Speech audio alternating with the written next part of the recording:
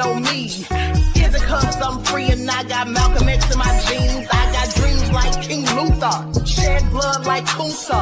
You ain't here for my people, I ain't got nothing to say to ya. I won't always smoke like hookah. Talking reparations, America won't be great until they give us compensation. I'm like, I'm the hottest right now. See a bunch of lames out here trying to jock on my style. They be doing too much. I'm the queen, it's too easy. It's like they all in Popeyes, how they be talking so greasy. I just sit back and laugh while these haters get mad. So nefarious how they don't want my pockets with cheddar. I tell them they can do better. These snakes in the grass can leave a bite on your ass, cause y'all be trusting too fast. I got my foot on the gas, other one on they necks. Dropping receipts on haters, you better show some respect. I'm never facing regrets, we only facing the threat. This is the sound of Eric It's a cut on the gas, other one on they necks. Dropping receipts on haters, you better show some respect. I'm never facing regrets, we only facing the threat. Running through every challenge like a relay, break no sweat. It's a cold game, so I got that blanket with me. Now that my people awaken, ain't no going to sleep. I do not play by my piece, this time I'm playing for keeps. You talking slick, but when I see you like them ends, we gon' meet. And I got gold all in my skin, God all in my blood, kings all in my circle. You touch one of mine, you son. They show no love for the queen, why they hating on me? Is it cause I'm free and I got Malcolm X in my jeans, and I got gold all in my skin, God all in my blood, kings all in my circle. You touch one of mine, you son. They show no love for the queen, why they hating on me? All right. Why are they hating on me, beloveds?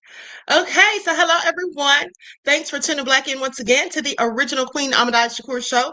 I'm your host, Queen Ahmadiyyah Shakur, and this is your daily vitamins. So as you're coming in, please feel free to go ahead and subscribe to the channel if you haven't done so already. Be sure to click that notification bell and click the word all so you're notified each time the Queen Goddess goes live. Okay, now I forgot to add my 2 new moderators before I started, so I'll do that in just a second. Okay. Hold on just a second. Okay, there we go. Okay, so I'll do that in just a second. But so in the meantime, let's see who all is in here. Okay, Mel, Desmond, Cookie is here. Nee. All right, Reggie, 504 Nola, Buckhorst DC, G from the land. All right, just anticipate. Let's get into it. Shout out to all of my loyal royals and everyone tuned into the Queen. I see you, Hadassah. And shout out to my moderators for putting in work. I see you, Jeff ATL. Okay, so let's get ready to get into it. Now, before we do, let's have a brief word from my sponsor at 12 Tribes. Do not buy 12 Tribes on Earth hair growth oil and hair magic elixir unless you want super healthy, gorgeous hair that grows. They have a whole line of amazing hair growth products, including hair growth leave-in conditioner spray, hair growth shampoo, hair growth spray, and hair growth butter. I'm starting to sense a theme here. They include quality natural ingredients. They smell amazing, and you can see the results for yourself. So if you're looking for healthy hair growth for your natural or relaxed hair, try 12 Tribes on Earth today.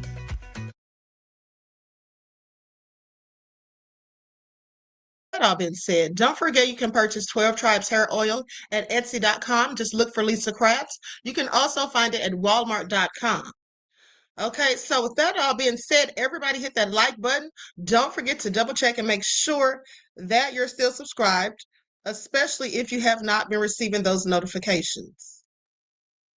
Okay. Hold on just a second. Hold on, beloveds.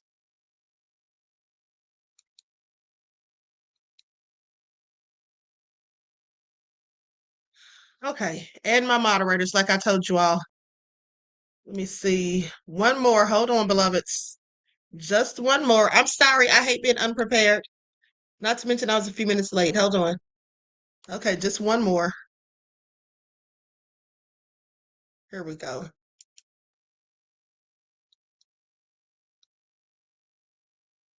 All right, so I just added 2 new moderators, Songwriter Sunny and Locked Queen Candy J. Now, Locked Queen Candy J was already a moderator, but I just had to add back her rich. Okay, so let's get into it because you all, Trump is very concerned right about now. Okay, he is very much so concerned. In fact, I would not be surprised if I found out he was hyperventilating. Okay, breathing into a paper bag, no less, trying to catch his breath because it's all going bad for him. So let's talk about it. You see, nobody forgot about the Epstein files, though he may have sidetracked the conversation for just a bit. Well, now that's all back on the table, and it is not looking good for him. I want you all to pay attention because Jasmine Crockett has been going in on him, and so has Marjorie Taylor Greene. Okay, she's been going in about those Epstein files, and Trump is not happy. All right, now this lady right here is the one that's definitely going to be a problem for Trump. And I want you all to pay attention because who is this lady, in case you don't know? Her name is Adelita Grahalva, and she's from Arizona. And why is she important? Well, I'm so glad you asked. You see, now this lady is going to cause some problems for Trump, I'm pretty sure. Okay, because 2 weeks ago, she won her seat, flipping a key seat to blue. Now, key speaker Mike Johnson has been stonewalling her because he doesn't want to swear her in. Okay, he's stalling. He's refusing to swear her in. Now, mind you, he bypassed 2 Republican freshmen, but doesn't want to swear this woman in. And why is that? Because he knows that she will be the 218th signature, okay, for the bipartisan discharge petition that would force the full release of the Epstein files. Can I get an amen? Can I get an amen? So they do not want this woman to be sworn in. Okay, Mike Johnson, there he is. Okay, he looks devilish, doesn't he? Yeah, he's stalling. He absolutely doesn't want to do it. And I want y'all to pay attention because the receipts are still being dropped. Okay, there's more information coming out, and Trump's looking real crazy right about now. Okay, and they said that if certain information checks out, this could end him politically and publicly. I don't know about you all, but I damn sure hopes it all comes out. And Epstein, or not Epstein, but Prince Andrew, well, it's looking bad for him too. Okay, they said he's brought shame upon his family. So let's talk about it. Likes up, everyone, please like and share. Thank you in advance. I'm going to pull up this video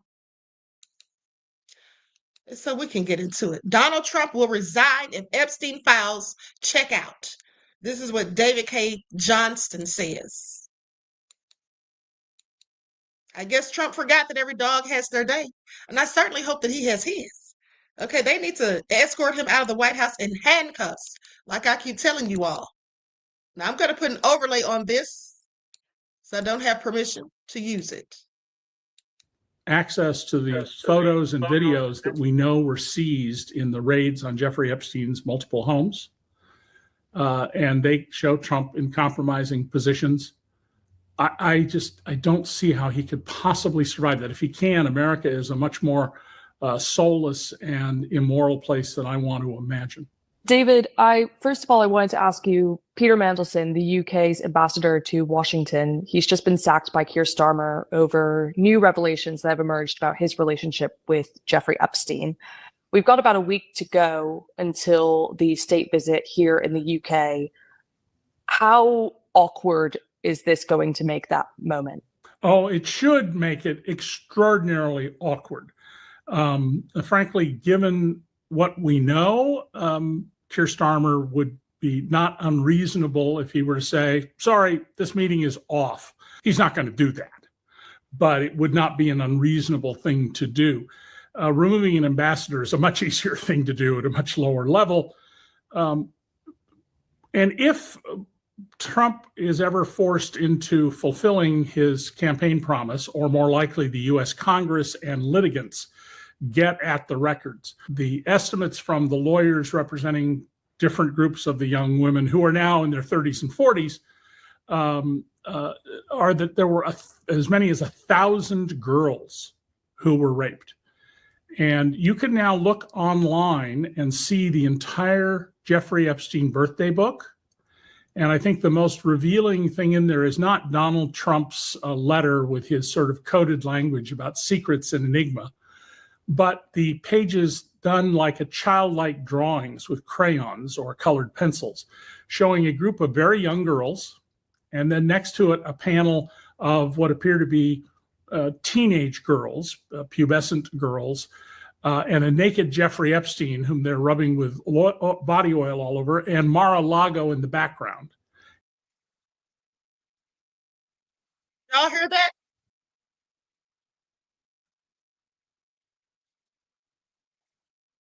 Hmm. Okay, so you all heard that. And then he said there was a picture of Epstein with a check over a woman that was sold, not literally, but figuratively, he said, between he and Donald Trump. Do you all hear this? Trump, what's going on? What say you to the allegations, beloved? What say you? Now, mind you, Michael Wolff is still talking, okay? And he's come out and he's talking about pictures with Donald Trump and Epstein and all of that. Let's get into it. A week before the election, I released, in conjunction with the Daily Beast, tapes of an interview that I conducted with Jeffrey Epstein, in which he talked at great length about his relationship with Donald Trump. He spelled out the incredibly close nature of their friendship over more than a decade.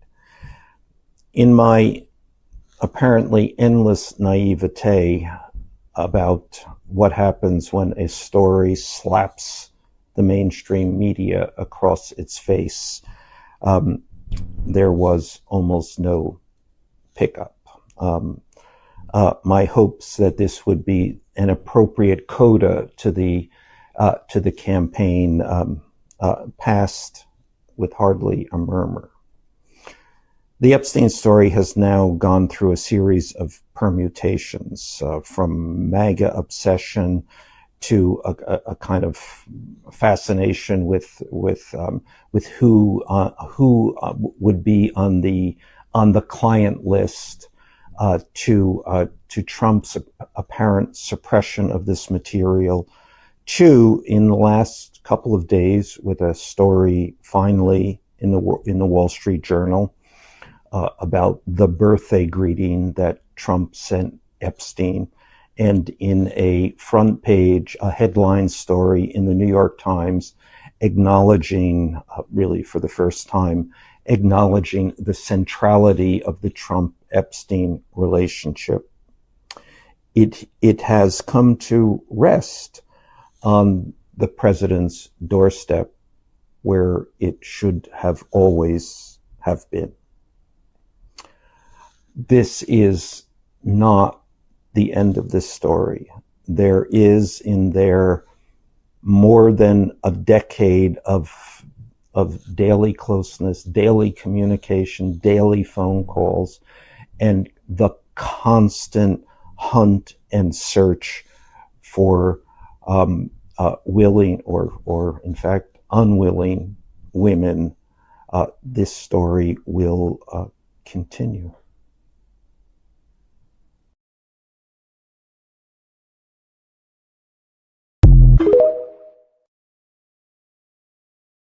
Topless young women, and I don't know the ages of these women, but they are young, are sitting in Trump's lap. And this is outside Jeffrey Epstein's house. Meanwhile, the Oversight Committee was meeting this week to discuss all things Epstein. They, in particular, talked about photos, which I know you've seen. I am one of the people who has seen these pictures. There were specifically 3 that I remember, and this is now almost 10 years ago. But the 3 that I remember are 2 in which topless young women, and I don't know the ages of these women, but they are young, are sitting in Trump's lap. And this is outside Jeffrey Epstein's house in Palm Beach, around the swimming pool. And is Trump dressed? Trump is dressed. And then in the 3rd picture, so he's wearing light pants or tannish pants. There's a stain on the front of his trousers. And the girls, 4 or 5, as I remember, are pointing at the stain and laughing. And that is what I remember. And then Epstein would have returned these pictures to the safe, because I actually asked him, where do you keep these pictures? And he said, in the safe. Later, when Trump was elected president, and I tried to encourage Epstein to do something with these pictures, and he said, I may be such and such, but I'm not crazy.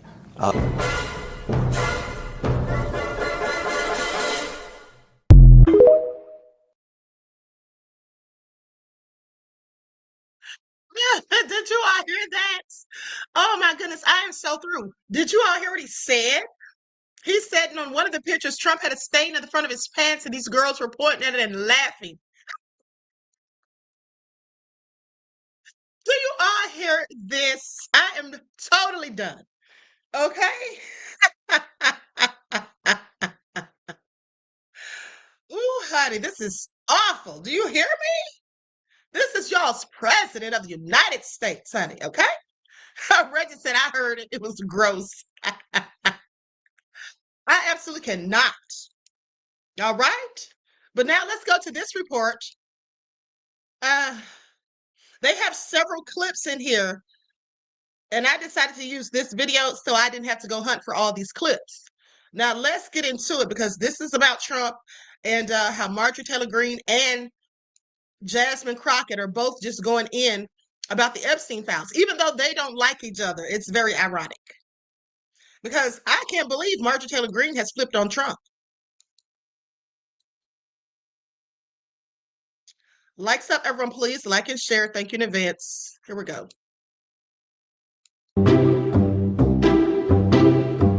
Hello, everybody. David Schuster here. Donald Trump is facing a new wave of ridicule and criticism for his handling of the Jeffrey Epstein scandal.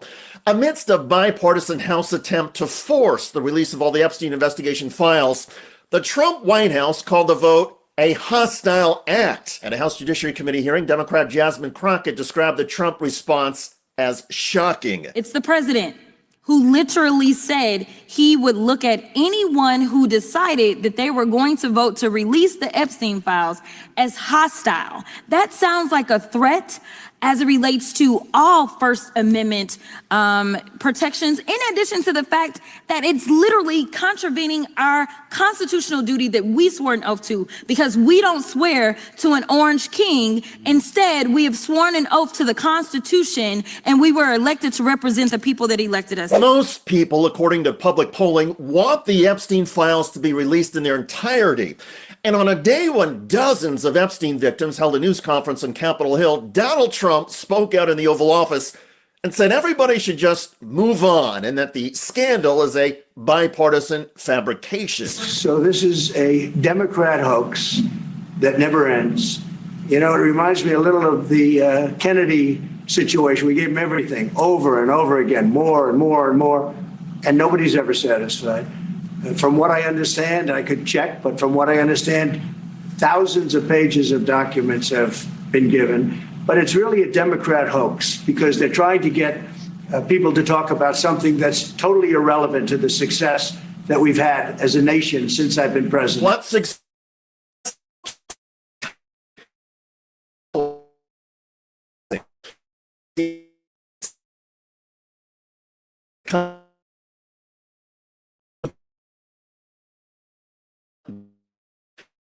To drug interdiction and is now getting slammed for literally bombing and murdering 11 people on a boat in international waters. And regarding Trump's claim that the Epstein scandal is a hoax, Fox host Jessica Tarlov noted on social media, quote, more than 10 survivors today, some Republicans today. Minutes later, Trump repeats this horrible lie that even some of his supporters don't believe. One of those Trump supporters who rejects the Trump claim that the scandal is a hoax is House Republican Marjorie Taylor Greene of Georgia.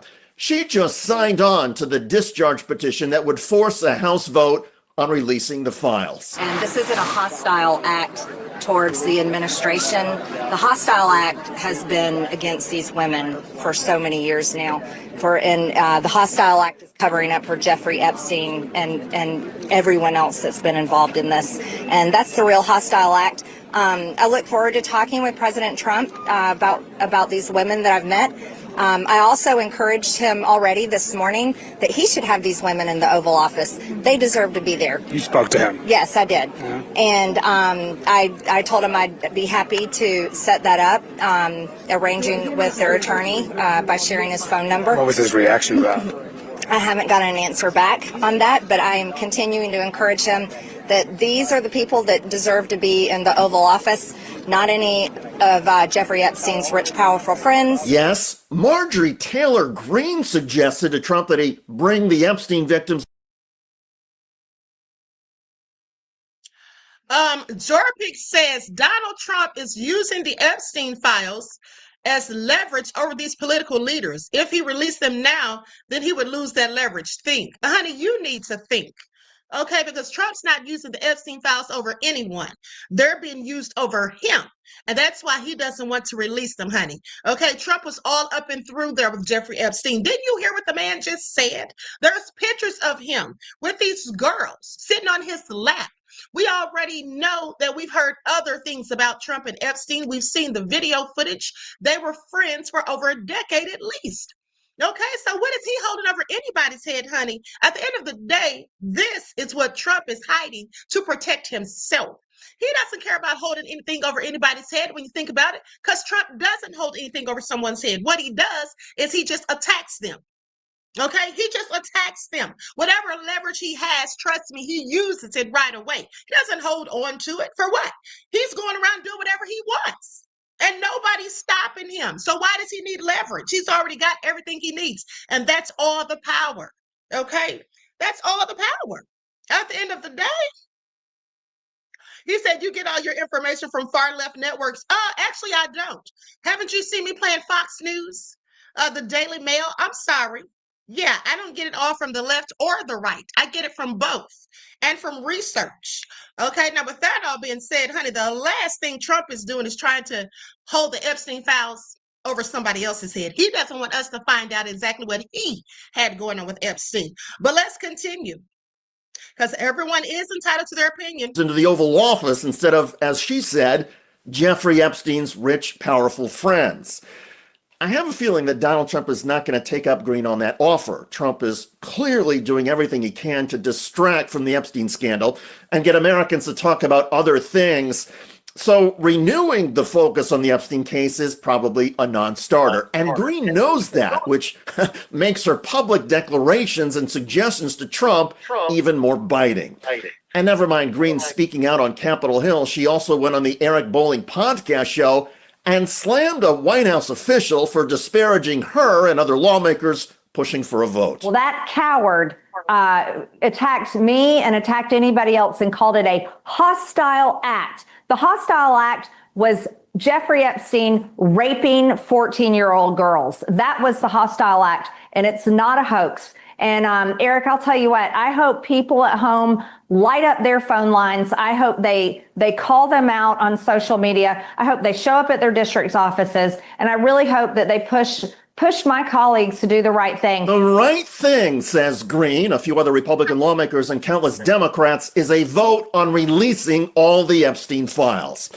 That move is literally causing Donald Trump and his top White House lieutenants to erupt, because this story, the Epstein abuse, has not disappeared. And it's the one controversy since Donald Trump became president again in January that has stuck to him. And it's probably not going away. After all, there is literally nothing on Capitol Hill that ever unites Republican House member Marjorie Taylor Greene of Georgia and Democratic House member Jasmine Crockett of Texas. They literally despise each other politically and personally. But even Greene and Crockett are united in demanding the Trump administration release the Epstein files.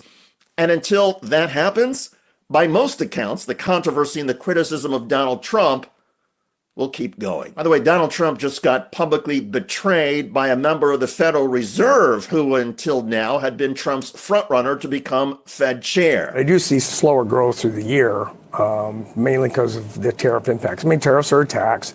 Taxes are never typically good for growth. So, you're going to get some slow growth out of this. Check out that. All right, so you heard that. Now, I'm pretty sure Trump's going to come for him next. Okay. How dare him turn on Trump when Trump had him as the front runner? Okay. He has to feel like a fool because that's exactly what he looks like. But hold on, because now let's talk about Prince Andrew and what's going on with him and this Epstein debacle. Looks like the roosters are finally coming home to roost, or the chickens are coming home to roost. Prince Andrew told Jeffrey Epstein, "We're in this together," in a 2011 email. Royals sent email after Virginia Giuffre photo emerged, later claimed that he had ceased contact with Epstein in 2010. And this is the picture that he's talking about right here. Okay. Poor Virginia, may she rest in peace. But so let's get into it. Now, I'm not going to read this whole thing, but in 2019, Andrew told the BBC's Newsnight program that he broke off his friendship with Epstein in December of 2010, after the two men were photographed together strolling in New York. But he wrote to Epstein in the message after the photo was published saying, "I'm just as concerned for you. Don't worry about me. It would seem that we're in this together and we'll have to rise above it. Otherwise, keep in close touch and we'll play some more soon." Trying to get it all fixed up, honey. Okay, they knew the lies were starting to unravel clearly. He is said to have signed off with a HRH, the Duke of York, KG. Don't ask me what any of that stands for. Okay, Epstein was found dead in his cell at a federal jail in Manhattan in August of 2019. We already know the rest. So anyway, with that all being said, they talk about his arrest in 2008 when he pleaded guilty to charges of solicitation. Remember when he got the sweetheart deal? Okay, so then they're going to talk about November of 2019. There was an interview with Newsnight where he told journalist Emily Maitlis, I ceased contact with him," meaning Epstein, "after I was aware that he was under investigation, and that was later in 2006. Now, I wasn't in touch with him again until 2010. He later said that in December of 2010, I had to show leadership, and I had to go and see him, and I had to tell him that's it. Buckingham Palace and the Duke of York's office has been contacted for comment. Also, this weekend, it emerged that Tony Blair met Epstein in Downing Street while he was prime minister after a recommendation by Peter Mandelson, who last month was sacked as U.S. ambassador after new information emerged about how close he had been to the convicted child offender. Now, remember, I reported that all to you.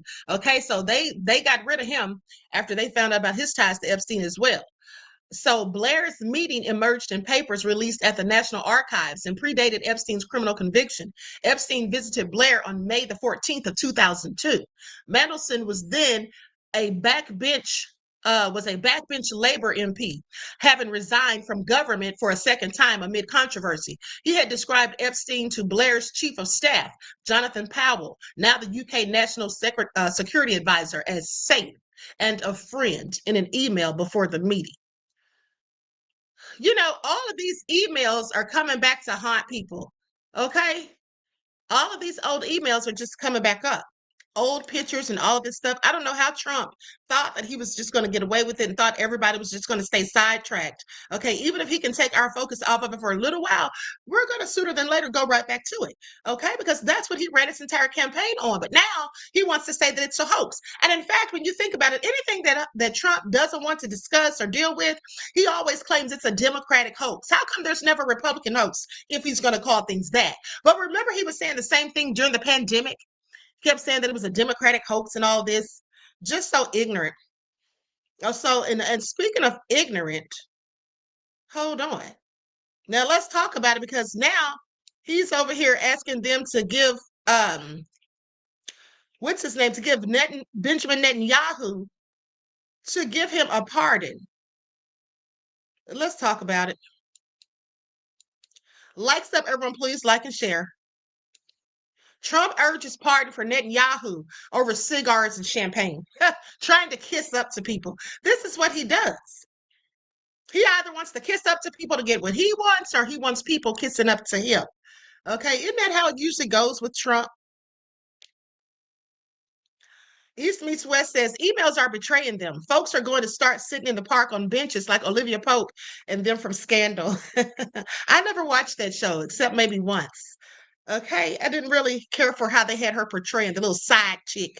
All right, but anyway, That all being said, Netanyahu and his wife Sarah are accused in one case of accepting more than $260,000 worth of luxury goods, such as cigars, jewelry, and champagne from billionaires, mind you, in exchange for political favors.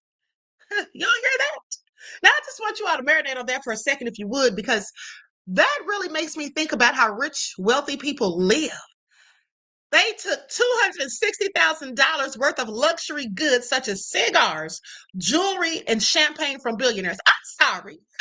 You could have given me the cash. What the hell do I need champagne, cigars, and jewelry for? And if I do, I can buy it myself. Give me the money. Do y'all hear this?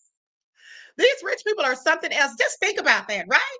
Just think about it. Somebody doing a shady backdoor deal, and they're saying, "Well, I've got 260,000 for you. We'll give you a bunch of these fancy Cuban cigars. It's a bunch of jewelry. How about some champagne? What kind do you like? Cristal? You don't get the hell out of here. I'll take cold hard cash. Thank you very much, and no refunds, by the way." Okay. Reggie said, Reggie said, when they not stealing it from us. Okay. These people are something else. Okay. Hey, Alice. Sending you love right back, beloved. But let me continue. These people are a mess. And so, anyway, this is all in exchange for political favors. Now, cigars and champagne. This is what Trump said when he found out about it. Cigars and champagne. Who the hell cares about that? See, that's what I'm talking about. That's the only thing I can agree with him on. Trump said, who the hell cares about that? Declaring that his ally Netanyahu is one of Israel's greatest wartime leaders. He says, hey, I have an idea. Mr. President, this is what Trump says, addressing his Israeli counterpart, Isaac Herzog. He says, why don't you give him a pardon? That's what he said. Why don't you give him a pardon? By the way, that was not in the speech, as you probably know. But I happen to like this gentleman right over here, indicating he was talking about Netanyahu. Now, the Israeli prime minister has repeatedly denied any wrongdoing in the 3 court cases, and his supporters have dismissed the long-running trials as politically motivated. So besides the gifts affair, Netanyahu is accused of attempting to negotiate more favorable coverage from 2 Israeli media outlets in 2 other cases. Yeah, that sounds plausible, of course. Now, during his current term, which started in late 2022, Netanyahu has proposed far-reaching judicial reforms that critics say sought to weaken the courts.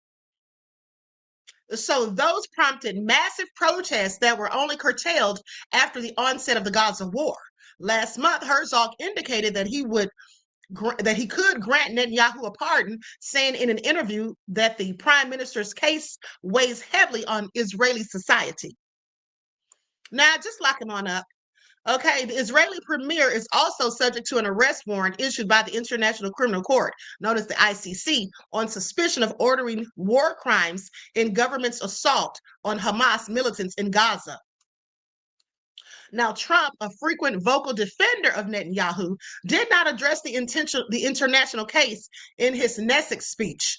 Okay, in his Knesset speech. But Washington has previously condemned the warrant and imposed sanctions on some ICC staff. In a post published on his social media network, Truth Social, in June, Trump called Netanyahu's trials a political witch hunt.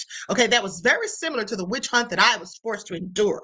Trump, please sit yourself down. Trump thinks that him and his cronies are supposed to be allowed to do whatever low down, nefarious, corrupt things, okay? Just lawlessness, and nobody's supposed to say anything. And if you do come looking and try to investigate, well, it's a whole witch hunt.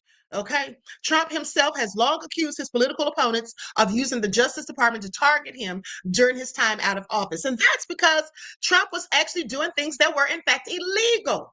Okay. He should have been the subject of a criminal investigation, as he was. But in his case, he's just trying to dig up stuff on these people and just have charges, levied against them that really have no basis. Okay, there's no foundation, there's no truth to these charges, okay, from the looks of it as of yet. And then I also heard that he wants to have Little Miss Crockett. That's right, Little Miss Jasmine Crockett, that he wants to have her investigated. Did y'all hear about that? Okay, because he's so upset and he called her a lowlife the other day. Who's the lowlife here, Trump? Definitely not Little Miss Crockett in comparison to you. Okay, at least I wouldn't say so. All right, please pay attention. This man is off the rails and everybody knows it. But, sadly, a lot of the other people are off the rails too. Okay, because guess what? You're going to be shocked to hear this, black folk. And, but here's the thing. Don't say I didn't warn you. And I keep telling you all, some of y'all little knuckleheads in here, y'all don't listen. I've been telling y'all stuff since 2020. And at the end of the day, I haven't been wrong yet. Now, didn't I tell you all that the way they're getting rid of these illegals and sending them to countries of which they even, don't have any ties and connections to, how they're treating these people, ICE jumping out and just kidnapping people and all of this stuff. I said, okay, you may not care about the illegals, but it could happen to us next. And watch what he does when he starts deporting citizens. Well, guess what? Now that's what he's talking about. He literally said it. Okay, I just want y'all to pay attention. He literally came out and said it. And when he said he wants to deport citizens, who do y'all think he's talking about? Do y'all think he's talking about good old white folk with blonde hair and blue eyes? Yeah, I don't think so. I don't think so. Okay? I think we all know who he's talking about, so please pay attention. And here we go right here. Here's the receipt. I'd like to say it, a little controversial, but I couldn't care less. We have a lot of bad criminals that came into this country, and they came in stupidly. It was an unforced error. It was an incompetent president that allowed it to happen. It was an auto pen maybe that allowed it to happen, and it did happen. But we also have a lot of bad people that have been here for a long time, people that whack people over the head with a baseball bat from behind when they're not looking and kill them, people that knife you when you're walking down the street. They're not new to our country. They're old to our country. Many of them were born in our country. I think we ought to get them the hell out of here, too. You want to know the truth. So maybe that'll be the next job that we'll work on together. But I think getting them out, we forget about them. We had some bad accidents in New York, and they're not accidents.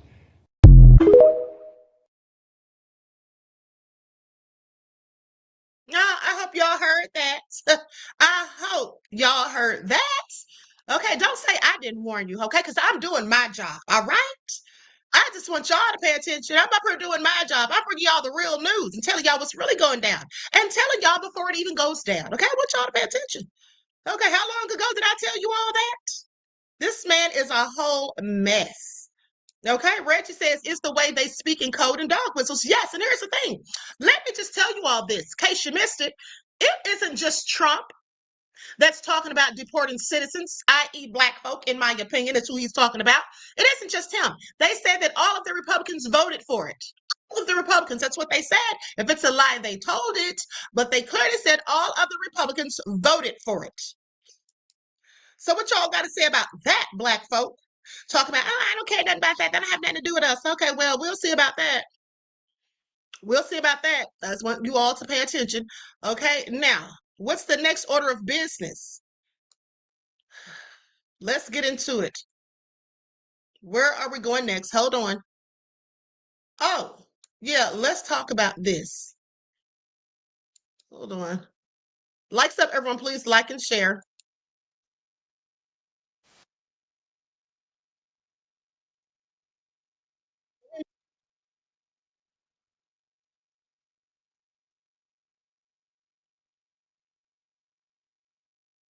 Now, this dude is talking about a Democrat introduced articles of impeachment against Donald Trump. Now, hold on. Because I didn't see that.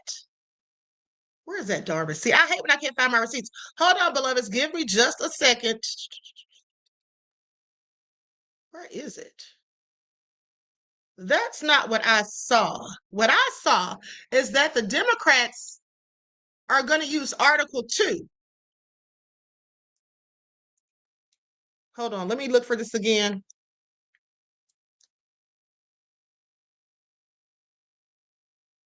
And what I also noticed that not a lot of people are reporting on this. Publications. I only saw Fox reporting on it, which I thought was interesting. It says instead of impeachment, Dems are using Article 2 challenges to impede Trump this time. Portland National Guard deployment becomes latest battleground as courts rule on presidential authority limits. So Democrats tenaciously working to thwart the second Trump administration seemingly have thrown out their playbook from the president's first administration, abandoning repeated attempts to impeach President Donald Trump in favor of broadening their focus on leveraging Article 2 of the Constitution to impede MAGA policies. Now, Democrats, since the early days of Trump's second presidency, have accused him of taking steps that amount to a gross overreach of presidential authority or launching illegal power grabs. Okay, with that all being said, most notably in response to some of more than 200 executive orders the president has signed this term.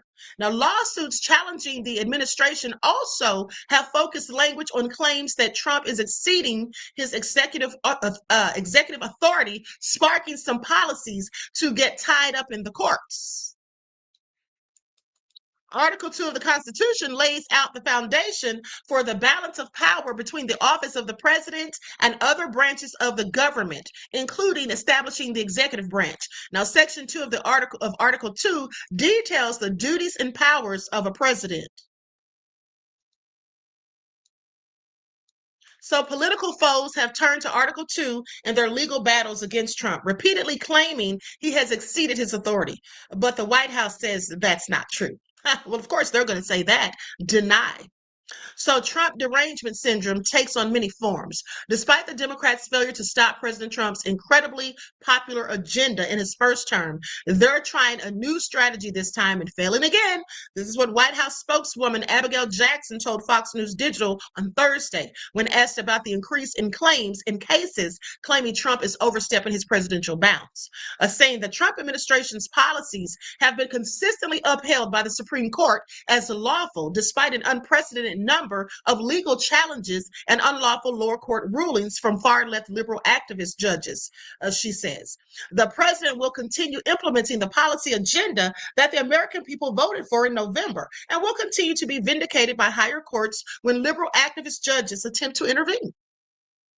Is that what she thinks? Now, Trump's first administration was underscored by 2 impeachment efforts, which landed Trump as the first president in U.S. history to be impeached twice. Trump was acquitted by the Senate both times. Now, the first impeachment effort in 2019 accused Trump of abuse of power and obstruction of Congress related to allegedly seeking foreign interference from Ukraine to boost his re-election efforts in 2020. Now, the focus of that impeachment focused on a July 2019 phone call in which Trump pressed Ukrainian President Vladimir Zelensky to launch investigations into the Biden family's business dealings in Ukraine, including Hunter Biden's business dealings with Burisma Holdings Company. Now, Biden was under federal investigation at the time.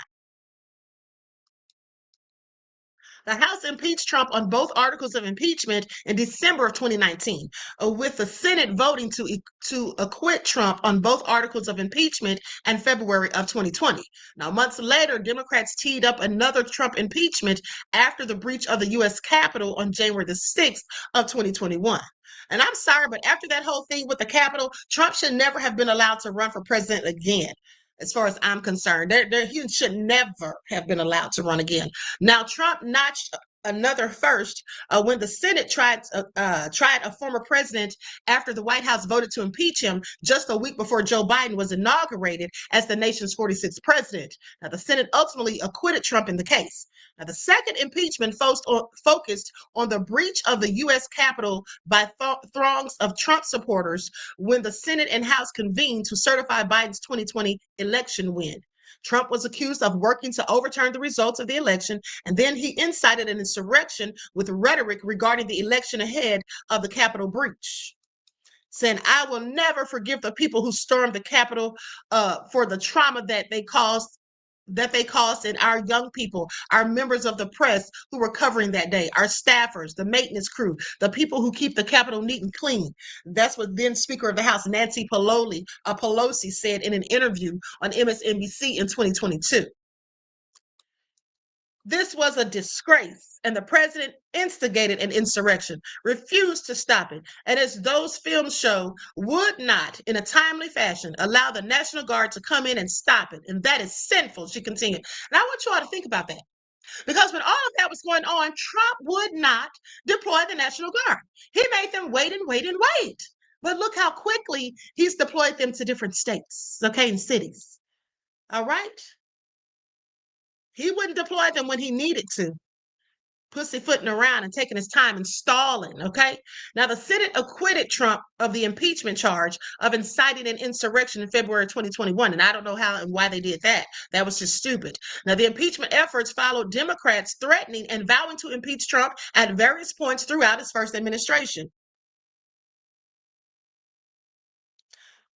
Is saying, I rise today, Mr. Speaker, to call for the impeachment of the President of the United States of America for obstruction of justice. I do not do this for political purposes, Mr. Speaker. I do this because I believe in the great ideals that this country stands for, liberty and justice for all. The notion that we should have government of the people, by the people, for the people. This is what Texas Democratic Representative Al Green declared in May of 2017 in regard to former FBI Director James Comey's investigation into former National Security Advisor Michael Flynn.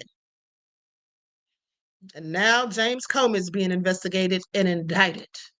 So the time has come to make clear to the American people and to this president that his train of injuries to our Constitution must be brought to an end through impeachment. All right. And this is what Tennessee Democratic Representative Steve Cohen said in November of 2017 over claims that Trump obstructed justice when he fired Comey in May of 2017. Trump's 4 years after his first administration were riddled with a handful of civil and criminal cases, including standing trial in New York when he was found guilty on 34 counts of falsifying business records in May of 2024. Now, District Attorney Alvin Bragg's office worked to prove that Trump falsified the business records to conceal a $130,000 payment to former corn star Stormy Daniels ahead of the 2016 election to quiet her claims of an alleged 2006 affair with Trump. Trump has maintained his innocence in the case and was sentenced after his election win to an unconditional discharge, meaning he faced no prison time or fines. Isn't it convenient how Trump never faces prison time or fines? Just like when he was convicted of fraud, or they said that he committed fraud with the lawsuit with Letitia James, but they said it was civil fraud, not criminal. So convenient. And then he was ordered to pay $454 million, and then that has now been dismissed, and so under appeal or whatever. So it's just like Trump keeps getting out of stuff. Trump also was indicted in Georgia on racketeering charges over claims that he attempted to overturn the state's 2020 election results, which the president denied, and that case was put on hold after District Attorney Fani Willis was disqualified from prosecuting it. A pair of federal criminal cases were dismissed, including one that alleged Trump mishandled sensitive government documents at his Florida Mar-a-Lago home after his first presidency, as well as another claiming Trump attempted to overturn the 2020 election results. Special counsel Jack Smith oversaw both cases. Now, you see, we've already heard all of this stuff, but when you hear it all together, it's like Trump has done so much, so consistent with his bullish. How is this man still even allowed to be involved in politics at all? How is he allowed to even walk free? Okay, I just have a whole lot of questions. Now, Trump also faced civil cases, including New York City Attorney General Letitia James accusing Trump and the Trump organization of inflating asset values. Now, in another case, E. Jean Carroll, a former columnist who alleges Trump raped her in New York City, in a department store dressing room in the 1990s, accused Trump of defamation in a 2022 case. And see, this is another thing too. Have we ever had another president in modern times be accused of paying off corn stars with a P, grape, messing around with people that are not of age, hanging out with the whole PDF file? Have we ever heard of such? Of course we have not. Of course we have not. But the thing is, there absolutely were men like this who were president before. Think back to slavery. Okay, all of those presidents owned slaves, and we know what they were doing to their slaves. Okay, we know what they were doing. Okay, specifically Thomas Jefferson. We still have proof of that. So, with that all being said, these people have always been nefarious that are in politics, as far as I'm concerned, at least most of them. Another thing is, when I sit here and complain and I say that nobody's doing anything to stop Trump, the Democrats aren't doing anything. You just have Jasmine Crockett and Gavin Newsom going in on them, on Trump. They're not doing anything because they don't want to do anything. Okay. In all actuality, I've told you all a myriad of times, these people are all the same. Okay. The same snake, two heads, same bird, different feathers. They have the same objective, just different ways of going about it, as far as I'm concerned. Okay. Now, the Democrats are nowhere near as nefarious as Trump. But what I believe is that for the most part, these people will not bring Trump down the way they know that they should. If that were a black man, he would be in jail. He would be in prison or headed there, I'm sure. But at the end of the day, the bottom line is this. They will always stick together no matter what. No matter how nefarious Trump is, they're only going to do so much to him. And here's why, in my opinion. Because at the end of the day, they want to continue their system of wanton supremacy. Okay, i.e. white supremacy. They want to uphold that. It is like a religion to many of them, specifically MAGA and the far right. That all being said, if they bring down Trump, then for certain things that he's doing right now, that would totally destroy the structure that they're trying to implement and implant in this government right now for the future, for other presidents to come after him and do the same things, because that's what they plan.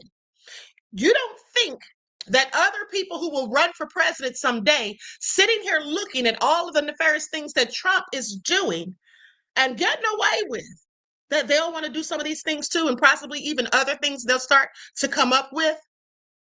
Okay, because we have one person who's power hungry, who's abusing his power. And I'm sure there are other people just like Donald Trump who will one day be running for president. Okay, so they want to keep the things that Donald Trump is implementing right now. They want to keep those things. Let me tell you all what Donald Trump's job is. Okay, let me tell you all something. Donald Trump's job is to dismantle the United States. Okay? Trump, his job, Odd Negroes official said Trump is an outsider. Okay? Trump is dismantling the United States. Okay? And that's his job. That's what he was appointed to do, in my opinion. Now, I can't prove it. This is all alleged, but I absolutely think that's Trump's job. And let's not forget that what he's doing with Qatar. We're going to talk about that in a minute. Now, let's continue because I'm almost done with this. So anyway, they go on to talk about those felony cases. They say these cases, like all the other cases I have been forced to go through, are empty and lawless and should never have been brought. This is what Trump said on Truth Social in November of 2024, when Smith announced that he would drop the felony cases. It was a political hijacking and a low point in the history of our country that such a thing could have happened. And yet I persevered against all odds and won. Make America great again. Ha, he said in all caps. Trump is a damn fool, okay? No ifs, ands, and buts about it. He said he persevered. I mean, he acted like he really went through a darn struggle. Okay, political hijacking, such inflammatory words. He went through a struggle and persevered against all odds and won. Who does he think he is? Black folk after slavery? Okay, that's how he makes himself sound, honey. This is so crazy. Trump's second administration has faced more than 400 lawsuits, according to Just Security's tracker, with many challenging his executive orders. Okay. It's been that many already. I did not have any idea. But many challenging his executive orders to reduce the size of the federal government, eliminate diversity, equity, and inclusion programs, protect girls' sports by barring biological male participation, and remove millions of illegal immigrants who have entered the U.S. in recent years. Now, Trump and his administration are in the midst of cleaning up United States cities that historically have been rocked by crime, including working to remove illegal immigrants residing in the cities. Most recently, Trump ordered the National Guard to Portland, Oregon, okay, in response to radical left terrorism in the city, specifically members of the recently designated domestic terrorist organization Antifa. You know, they're always going in on Antifa. And all Antifa stands for is anti-fascism. Okay? And I'm sorry, isn't that what the right's on? Isn't that what they're all about? No wonder they hate them. Now, the radicals' left reign of terror in Portland ends now.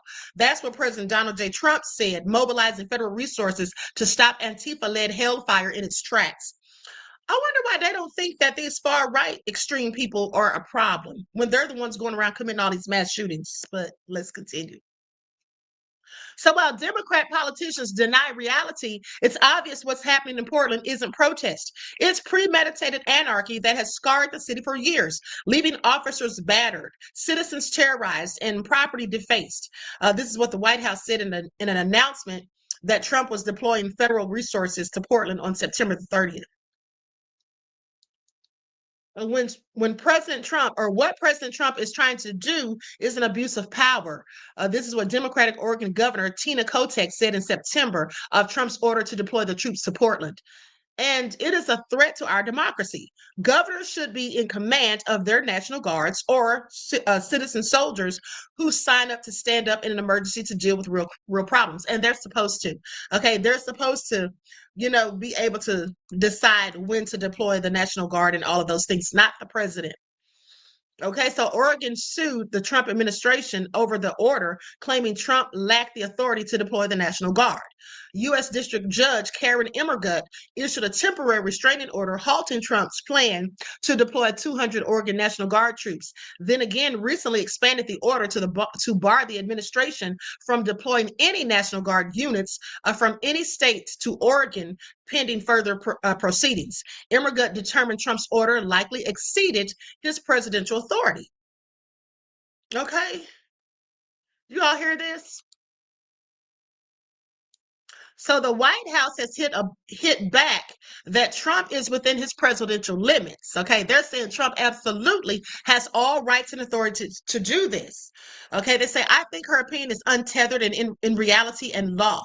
This is what Levitt told reporters at a White House press briefing. The president is using his authority as commander-in-chief in U.S. Code 12406, which clearly states that the president has the right to call up the National Guard and in cases where he deems it's appropriate.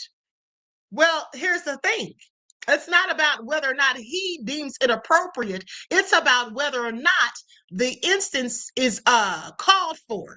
Okay, like I told you all, if there's civil disobedience, okay, hold on. He can't just be doing it because he just wants to. And then when the governors are telling him that we don't need them deployed here, our streets are fine, the cops are handling it, he doesn't get to just override them and do what he wants to do when there's no need for it. Okay, like I told you all, there are instances when he can do that, but none of those exist right now. We don't have any civil disorder. We don't have an insurrection going on. Okay, there is no threat by terrorists or anything as of yet. So there's no need for Trump to be doing any of this stuff. He's just doing what he wants to do. And then, there are some people who will say, well, he's getting rid of crime and all of that. He's stopping crime. But is that what he's doing? Or is he just targeting people like Gregory Abbott said that he was going to do? Okay, I have several questions. So anyway, hold on. What the hell's going on? Hold on, beloveds. Okay, my screen froze for a second. Okay, so now with that all being said, Trump is just doing a whole lot. And it's only going to get worse. And like I said, I don't think anyone wants to stop him. Hold on, beloveds. Likes up, everyone, please like and share. Now, let me go to this Fox video.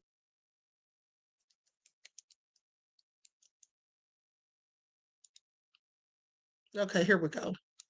I'm going to share my screen. Everybody, please don't forget to hit the like button. Thank you in advance.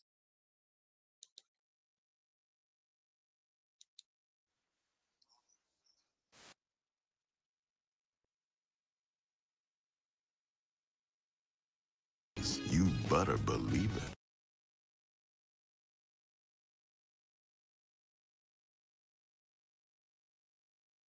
Article 3 project founder, along with Saul Weisenberg, former deputy independent counsel and Fox News contributor. Saul, now tell me about this judge. Now, she was appointed by Trump during his first term, and am I to understand that she worked for Ken Starr? And is that right? Yes. Full so disclosure, are you responsible for this judge, Saul? Go ahead. She's a full disclosure. She's a former colleague and she's a friend. The problem with her order isn't that she's a quote local judge. She's clothed with Article 3 power. The problem is her opinion is wrong. Laura, there's Supreme Court precedent going back almost 200 years that says under a predecessor statute to this statute that the president is using, the president makes the factual determination about whether the predicate has been set to send in the militia. He does not have to be second guessed by anybody else. That's really what's important here, is that nobody gets to come in and say, we think the president got it wrong. The solution, if somebody has a problem with it, is a political solution in Congress. But I believe her opinion is wrong, fundamentally wrong.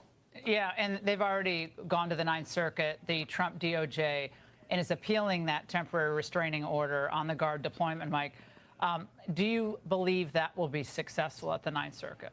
I don't know if it will be successful at the Ninth Circuit because it's full of a lot of Democrat judges. But there's some good judges on the Ninth Circuit as well. Trump transformed the Ninth Circuit in his first term, so it's not as bad. I'm hopeful, more hopeful than you, but it's not as bad as it once was. But I would say this: I think the Supreme Court on the emergency docket will certainly stay this order because it is clearly in violation of Article 2 of the Constitution, along with federal statute. The president has the power and the duty to protect federal law enforcement when they're under attack and the locals are refusing to help. Yeah, so the president has the constitutional authority, has enormous plenary discretion in matters of national security. Right? And this dates back, as Saul said, 200 years.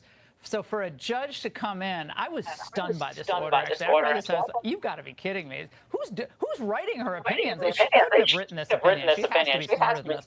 But saying that a judge can make those intricate determinations of what is and what is not a threat to our society in Portland, that's not what a judge's role is. Yeah, Let me tell you on something.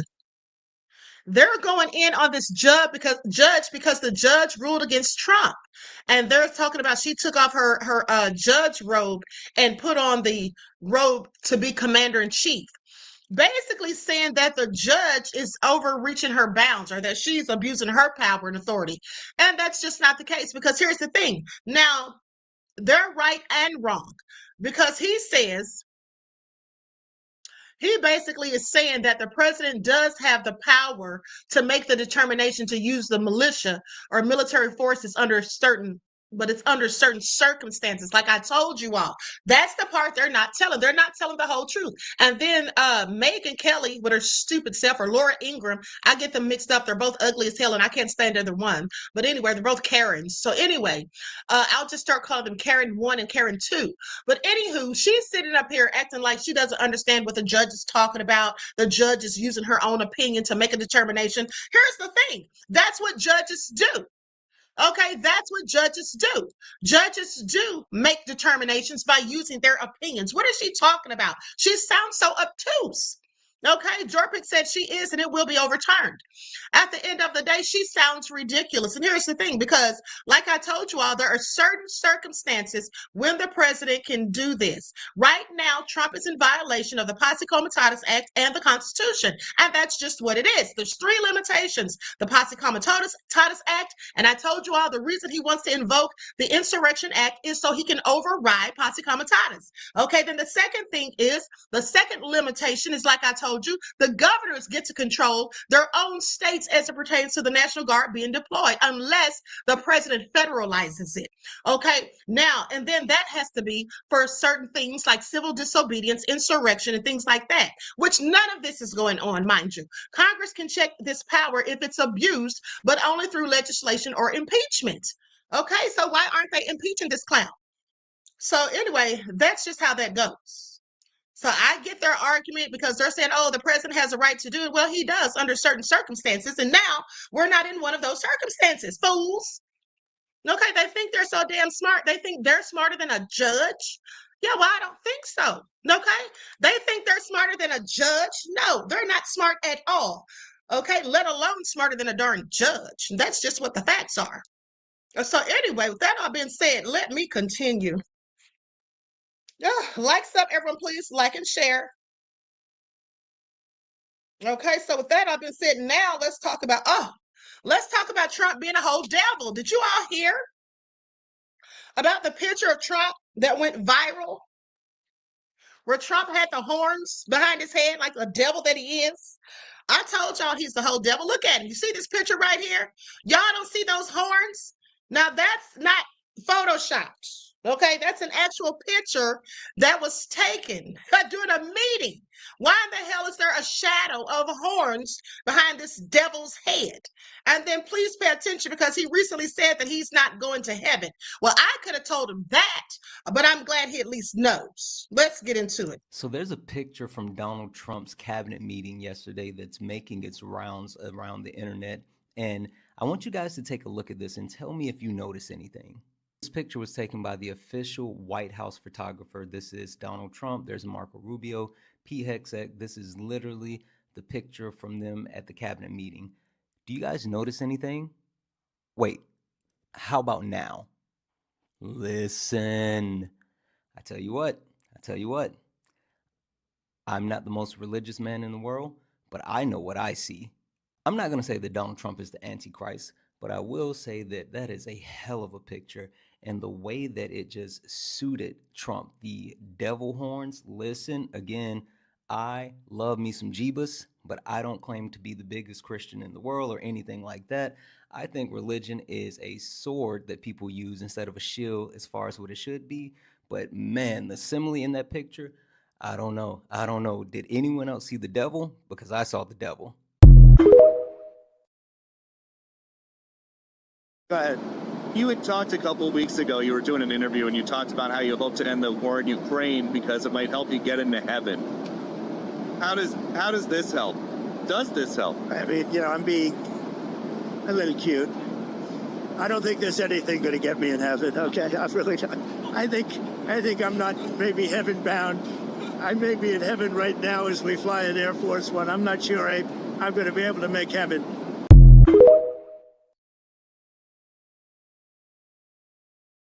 He knows where he's going, baby. Okay, he knows he's going straight to hell with gasoline draws on. He knows it, and I'm glad he does.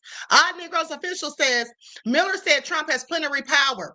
Yeah, we talked about that yesterday. He does not have it. Miller is lying, and that just goes to show what kind of lies that they talk about behind closed doors. Okay, Trump thinks that he has that kind of power because he wants to be a dictator. Okay, but somebody's going to put a stop to him. Okay, at the end of the day. He's not going to carry out all of these deceitful, conniving, low-down, nefarious things that he thinks that he's going to get away with. Watch and see. Because the Most High has a way of putting people in line. And at the end of the day, the only thing that Trump has plenary power about is basically giving people a pardon. But he damn sure doesn't have it over the military. Okay, that's what he doesn't have. And I know that's what Stephen Miller was talking about, but wishful thinking at best. Okay, wishful thinking at best. Now, that all being said, y'all saw the devil. All right, when he reared his ugly head, Trump had horns. And I think that was very telling. Okay, and so that all being said, let's continue. Likes up, everyone, please like and share. Thank you in advance. So he's talking about putting y'all up out of here, black folk. He's talking about getting us up out of here. Trump can't put us anywhere, okay? Can miss us with it. He can't send us anywhere. And let me tell you something. Hold on. I'm deleting some of these videos that I've already shown so they don't get me confused. Let's talk about this supposed stroke that they say Trump had over Labor Day weekend. Remember Labor Day weekend when Trump was MIA? Well, now it's come out that allegedly, and I can't verify this, but they're saying that Trump had a stroke. So let's get into it. The reason that Trump went back to Walter Reed Friday morning is because he had a stroke around Labor Day. Let's break it down. By the way, I'm a physical therapist with a doctorate in my field and 14 years experience in home health care, treating geriatric patients just like the president. Here's the memo sent from Dr. Sean Barbarella to Caroline Levitt. He's a DO, but we won't hold that against him. Just kidding. My primary doctor is a DO. President Trump successfully completed a scheduled follow-up evaluation today at Walter Reed. This was part of his ongoing health maintenance plan and included advanced imaging. When they say advanced imaging, they're talking about a full CT and MRI scan of his entire body that they cannot perform at the White House. Comprehensive laboratory studies performed in conjunction with the visit were exceptional, including stable metabolic, hematologic, and cardiac parameters. Using the word stable implies that they have been unstable recently, but they've been lying about his blood work for a long time. If he's only taking a statin and ezetimibe, he would never have the kind of blood work that they claim. But of course, that's because they're lying about his actual medication list. He's taking more medications than they're willing to release because they don't want you to know he's had a stroke. Oh, and then this little chestnut. In preparation for upcoming international travel, President Trump has also received preventative health screenings and immunizations, including a flu and COVID shot. Do you hear that, MAGA? Trump got another COVID shot because they're safe and effective. Go fuck yourself. If you're a patient that's had a stroke and you're at high risk of having another one, it's recommended that you get another round of scans 4 to 6 weeks after the initial event. Combined with all of his other stroke symptoms like difficulty with language, dysarthria, facial droop, weakness on the right side of his body, we're looking at a guy who had an ischemic stroke approximately 6 weeks ago, around Labor Day, where he disappeared for several days. Once again, the White House continues to lie about the president's actual physical condition. But everybody in the White House and a ton of people in Congress actually know the true situation. And that's why support for him is starting to wane. As soon as they either open the government back up or the other shoe drops with those files with his best friend, you're going to see just how much support Donald Trump doesn't have anymore. Thank you for your attention to this matter.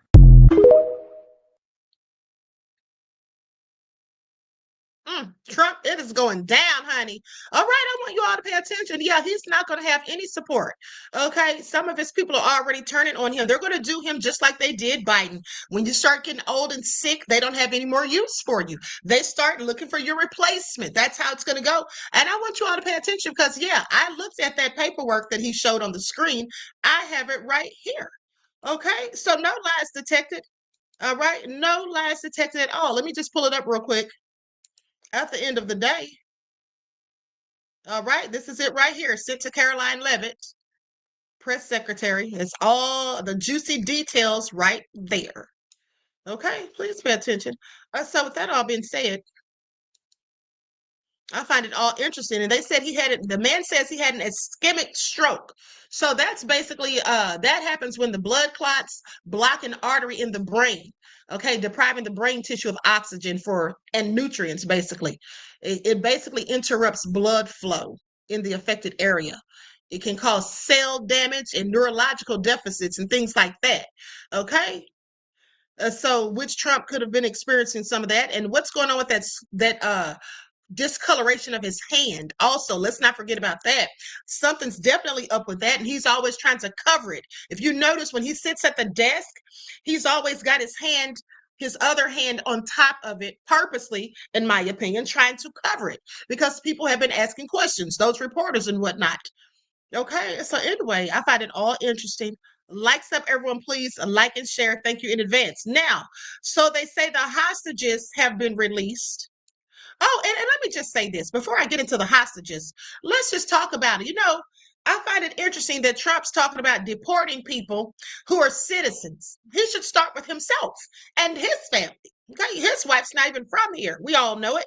But the bottom line is Trump is definitely being instructed to do many of these things. Okay, he's been instructed to do many of these things. And I actually think that he sold us all out. Okay, to the lowest bidder. And at the end of the day, his whole objective, in my opinion, as I told you, is to completely dismantle the United States. All right. And part of that is going to have us on the brink. For one thing, is to have us on the brink of economic decline. Okay, please pay attention so they can go ahead and implement these systems that they want to put in place. Now, all he's doing is sitting back, gathering up all of his coins for himself and his family, okay, i.e. his children.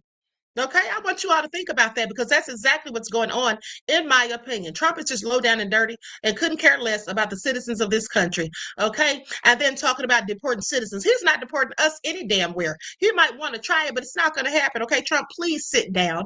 Okay, please sit down. That'll be the biggest mistake ever, as far as I'm concerned. You better stick to get the illegals that don't belong here out of here before you try to come for the black folk, because we ain't going nowhere, and that's facts. And here's why. If slavery never happened, then you would be in a grass hut. Yeah. All right. Well, we need reparations. Your reparations are that you get to live in America. You're welcome. You're welcome. You get to have the Christian religion. That's live right. better than your ancestors The ever greatest would have. moment in history for any brown or black country is the moment that the white man's ships arrive on your shore. Let me tell you about what black people suffered through after those white men's ships arrived on their shores. They got hundreds of years of enslavement, oppression, abuse, torture, murder. Not only did black former slaves get nothing after emancipation, President Andrew Johnson, a white Southerner, he made certain that white enslavers were made whole. Reparations, but not for former slaves, reparations for rich white slave owners.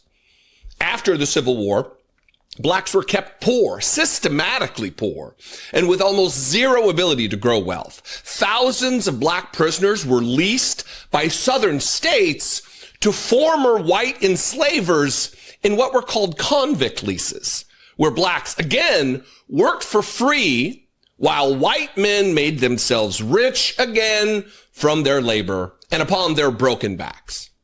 There were also sharecropping, which grossly exploited black work ethic while allowing the former enslavers to maintain their power and to continue to grow their wealth, their white wealth. Again, ultimately passing that on to future generations of their white descendants. Of course, during this time, there were also Jim Crow laws in place all over the South, which made it illegal for black Americans to occupy the same spaces as whites. Hospitals and bathrooms, private buildings, elevators, phone booths, restaurants, water fountains. Everything that was white, which was everything, was off limits for black Americans. Black Americans. Jim Crow laws also intended to force black people into indentured servitude, to limit their voice in the political system by stripping away their constitutional rights to vote, and to control where they live. It was the American legal system explicitly designed for oppressing them. You know this though, Joel, right? So tell me, Joel Webbin, your goofy little sidekick maybe, or anybody else for that matter, black people should be thankful? Thankful? America wasn't a different nation back then. In so many ways, we are the same country, making the same mistakes, abusing the same peoples, reinforcing those same old traumas.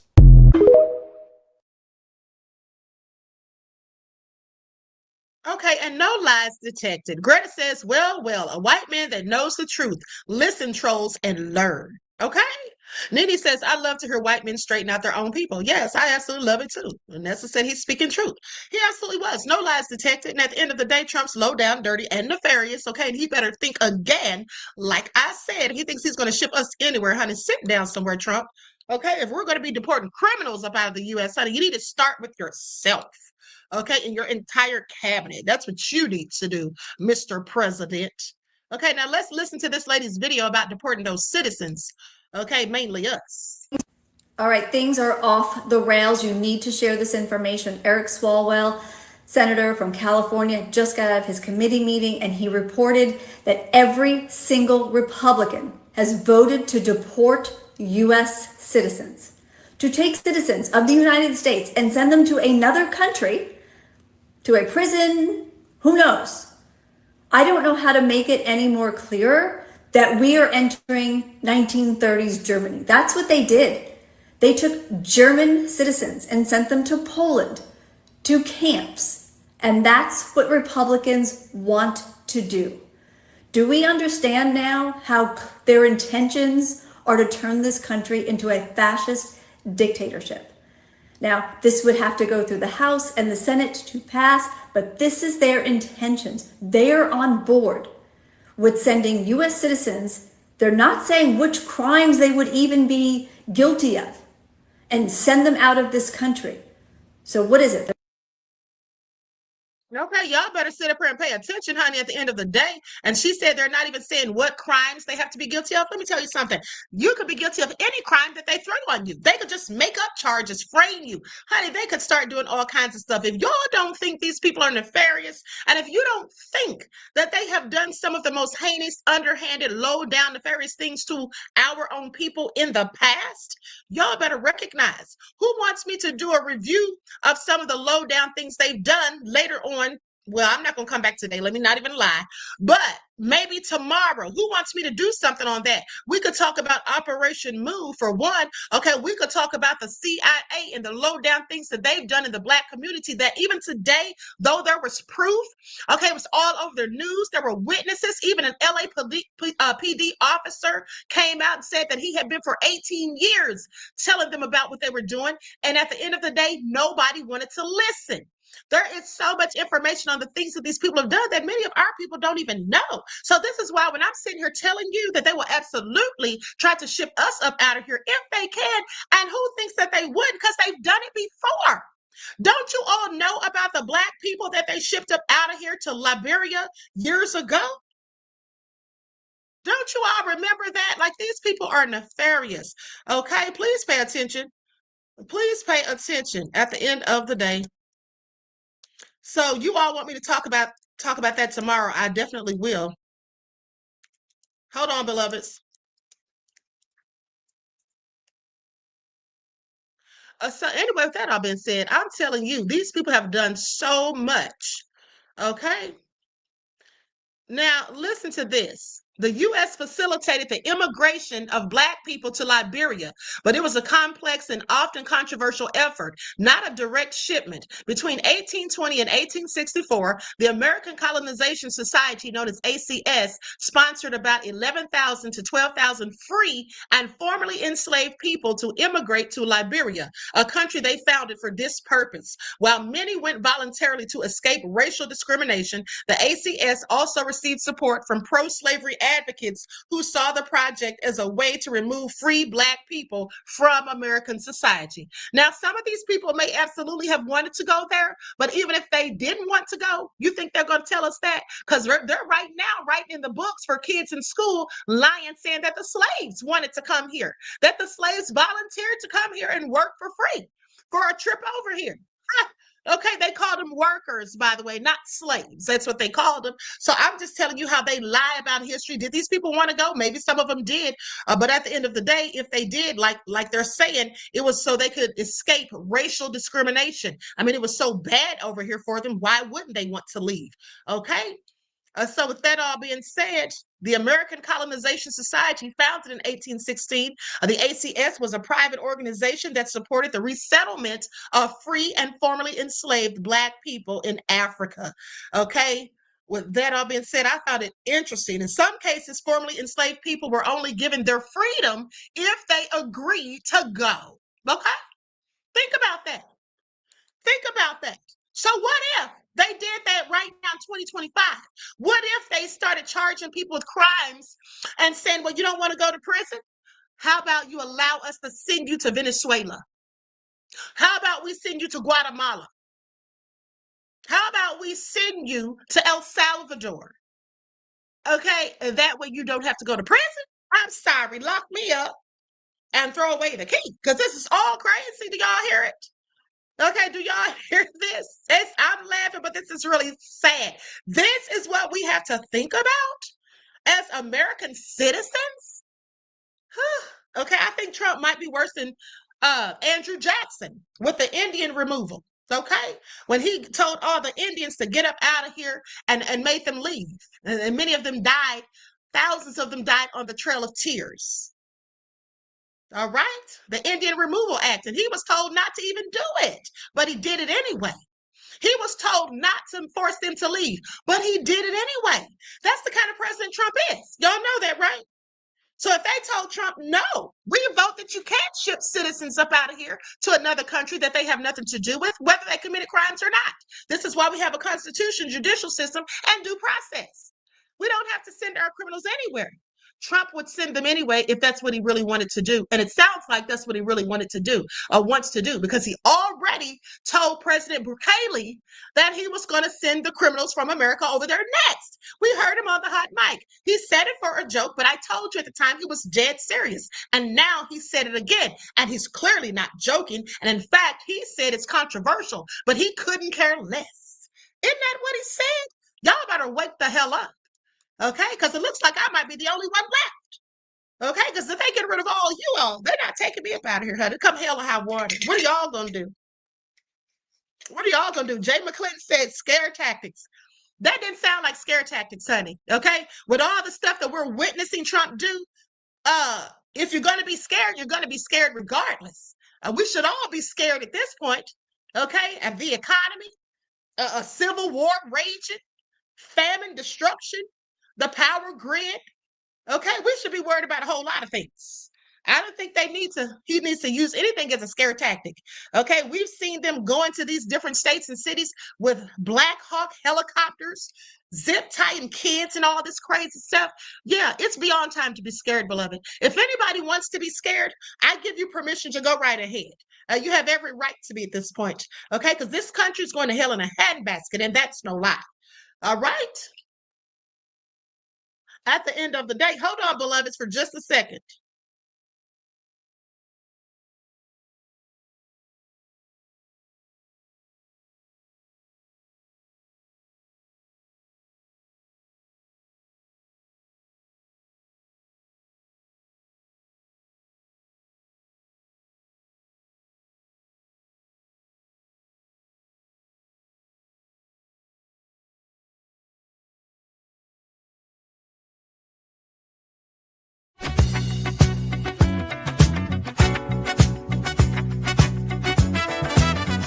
Light shining down in the moonlight, but I can't help but feel this connection flow with every move. Do along the floor where you smile. Makes me want more. Heartbeat and sing. At the sound of soul, tonight we dance. Just lose control.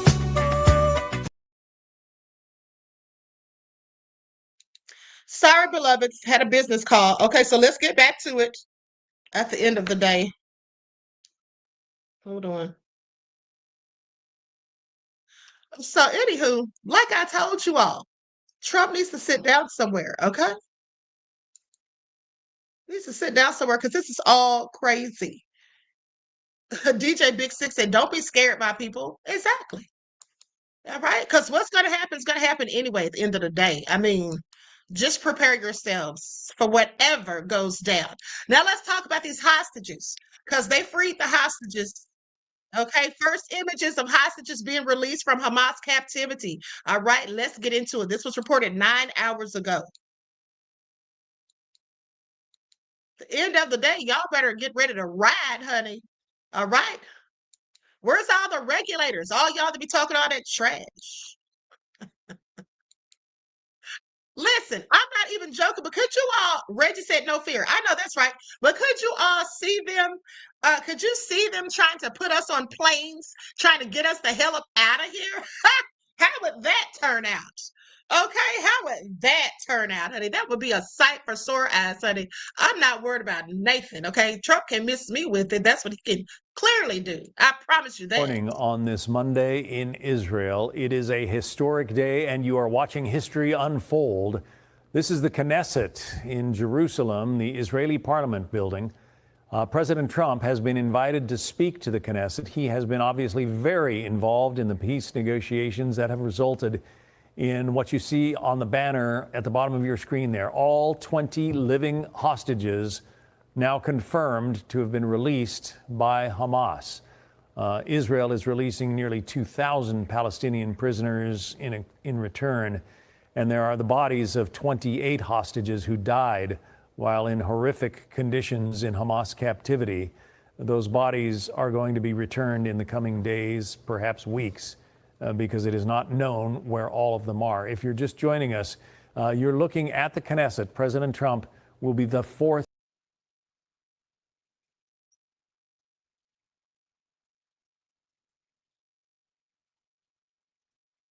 Now listen.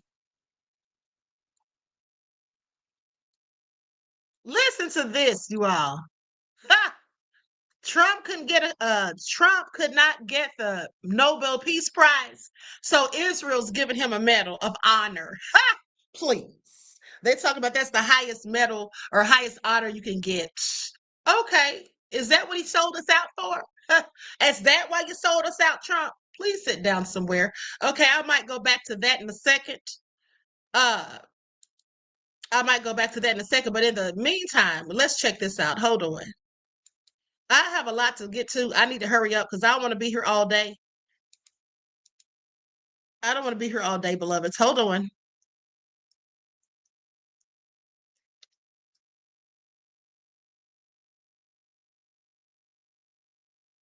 Okay, so now let's get to it. So,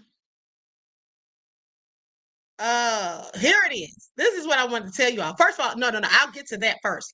Okay, let's talk about, is this it? Hold on.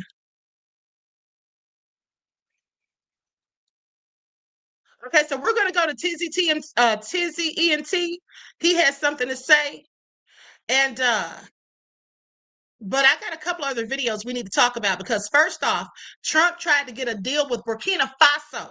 And when I tell you they didn't tell him just no, they told him hell no. Okay, but where do you see what he wanted them to do? Okay, I am so sick and tired of these people trying to make fools out of Africa.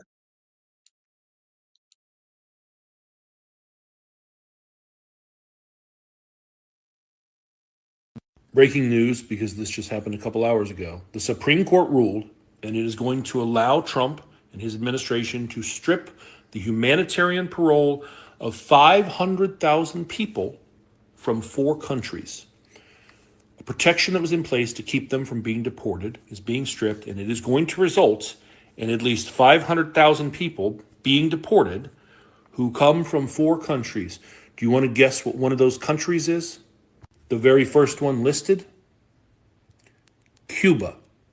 Donald Trump and his administration are revoking the protection of thousands of Cubans. Without that protection, those Cubans do not have legal asylum in the United States. And the Trump administration is going to deport thousands of Cubans and send them back to Cuba. They told you that Barack Obama was Fidel. They told you that Hillary Clinton was Fidel. They told you that Bernie Sanders was Fidel. They told you that Joe Biden was Fidel. They told you that Kamala Harris was Fidel. And you believed them. And now, Donald Trump, who needed your vote to get elected, is going to deport Cubans back to Cuba. Myself and others said this would happen, but I'm not here to say I told you so. I'm not here to celebrate this. My heart is broken. I'm a white boy, but I'm from Florida, and I have spent so much of my life around wonderful Cuban people. I have fallen in love with your food and your music and your culture. And then I watched a political party in my country weaponize very legitimate, real fears that you have and lie to you and tell you that if you didn't vote for them, what happened in Cuba would happen to you here. And you did.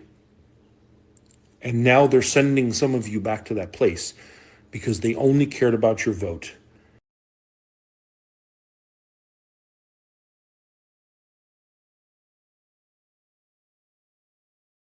That is all they cared about was the vote. But here's the thing. What were they thinking? And I want you all to think about people like, what is the guy's name that went to prison? That was the leader of Proud Boys, Enrico Tario. Ha!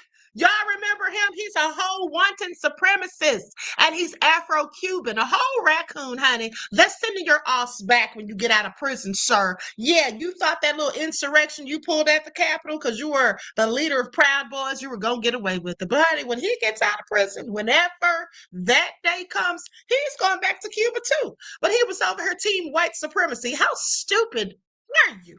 Okay, that has to be the most asinine thing that one can do.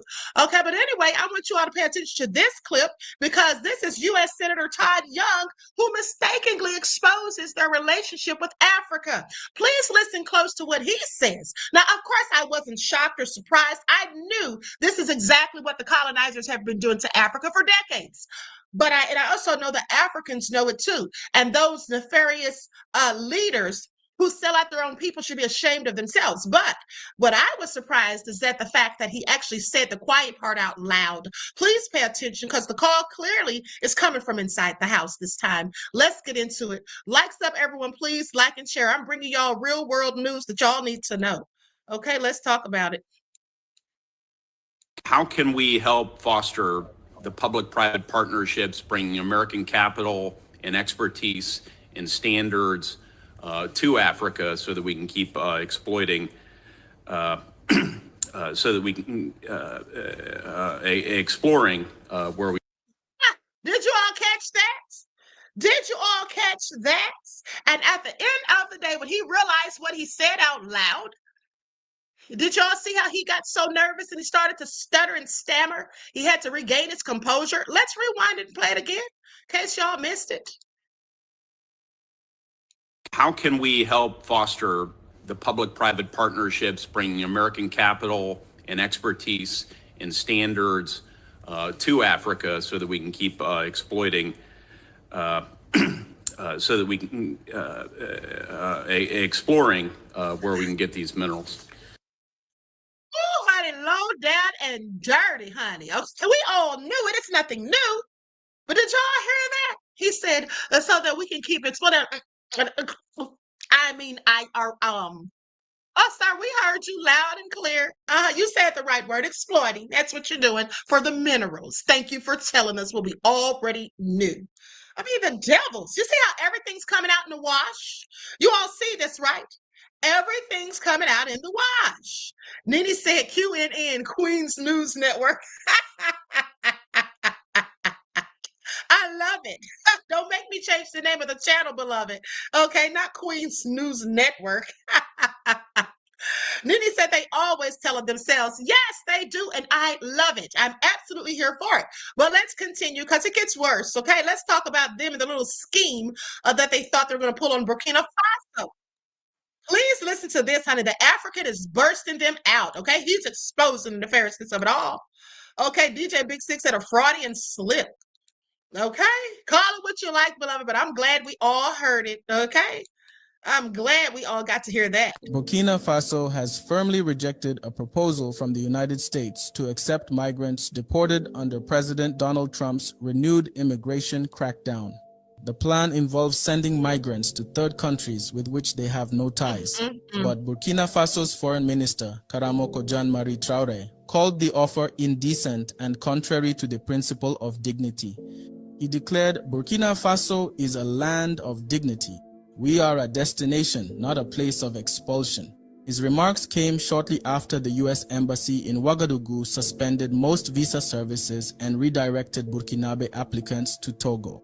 The minister questioned the move, asking, is this a way to put pressure on us? Is this blackmail? Whatever it is, Burkina Faso is a place of dignity, not a dumping ground. Meanwhile, reports suggest that several African countries, including Ghana, Rwanda, Uganda, Eswatini, and South Sudan, have already agreed to accept U.S. deportees as part of the deal. Now here's my take. Burkina Faso's position deserves respect. Why should African nations keep accepting migrants who have no roots, no family, and no connection to their land? How does it make sense to receive people simply because they are African? This is not partnership, this is pressure. The same countries that exploit Africa's minerals, dictate our economies, and interfere in our politics now want to turn Africa into a dumping site for their deportations. And when Burkina Faso said no, they paused visas as if to punish them for choosing dignity. Let's be honest, if other African nations keep saying yes to such arrangements, what does that say about how much value we place on our sovereignty and identity? Burkina Faso stood tall and said no. The question is, will others have that same courage? Now to you watching, what do you think? Should African governments accept these U.S. deportation deals in the name of diplomacy, or should they follow Burkina Faso's example and defend their national dignity and African pride? Now, I want you all to think about how we've not heard about Burkina Faso in the news in a minute, okay?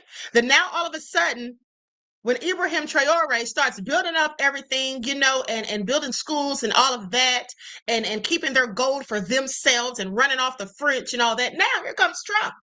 Wants to start dumping people over there. Now, mind you, see, this is how you all should take it very seriously.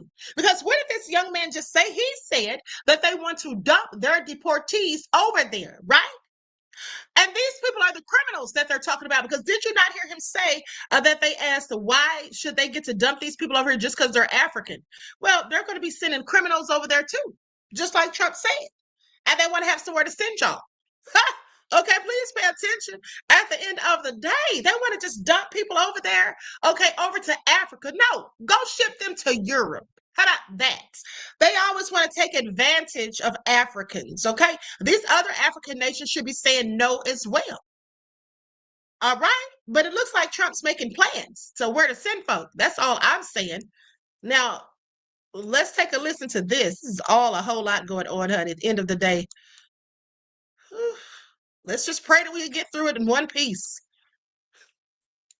Not one major American media organization is reporting that Kristi Noem is using American taxpayer dollars to provide armed security detail to ICE officers. She claimed, without presenting evidence, that gangs and cartels have taken out $10,000 bounties on certain federal agents. Similarly, going underreported by the mainstream media, the fact that ICE is using military Black Hawk helicopters in Chicago for major raids. They are coming into residential neighborhoods with Black Hawk helicopters and banging open doors like they're looking for Osama bin Laden in 2001. And honestly, I would have missed this thing about Kristi Noem paying for protective detail on ICE agents if not for the Ground News blind spot feature. Shit is scary, okay? This is the Ground News summary basically saying that it was last Sunday that she said that there was $10,000 bounties on certain ICE and Border Patrol personnel. Then she vaguely says, well, it's gangs and cartel members and members of terrorist organizations. Remember, Donald Trump just designated Antifa a terrorist organization. A lot of the ICE officers were armed with like paintball guns or rubber bullets. No, now they have protective detail that is armed with live ammunition.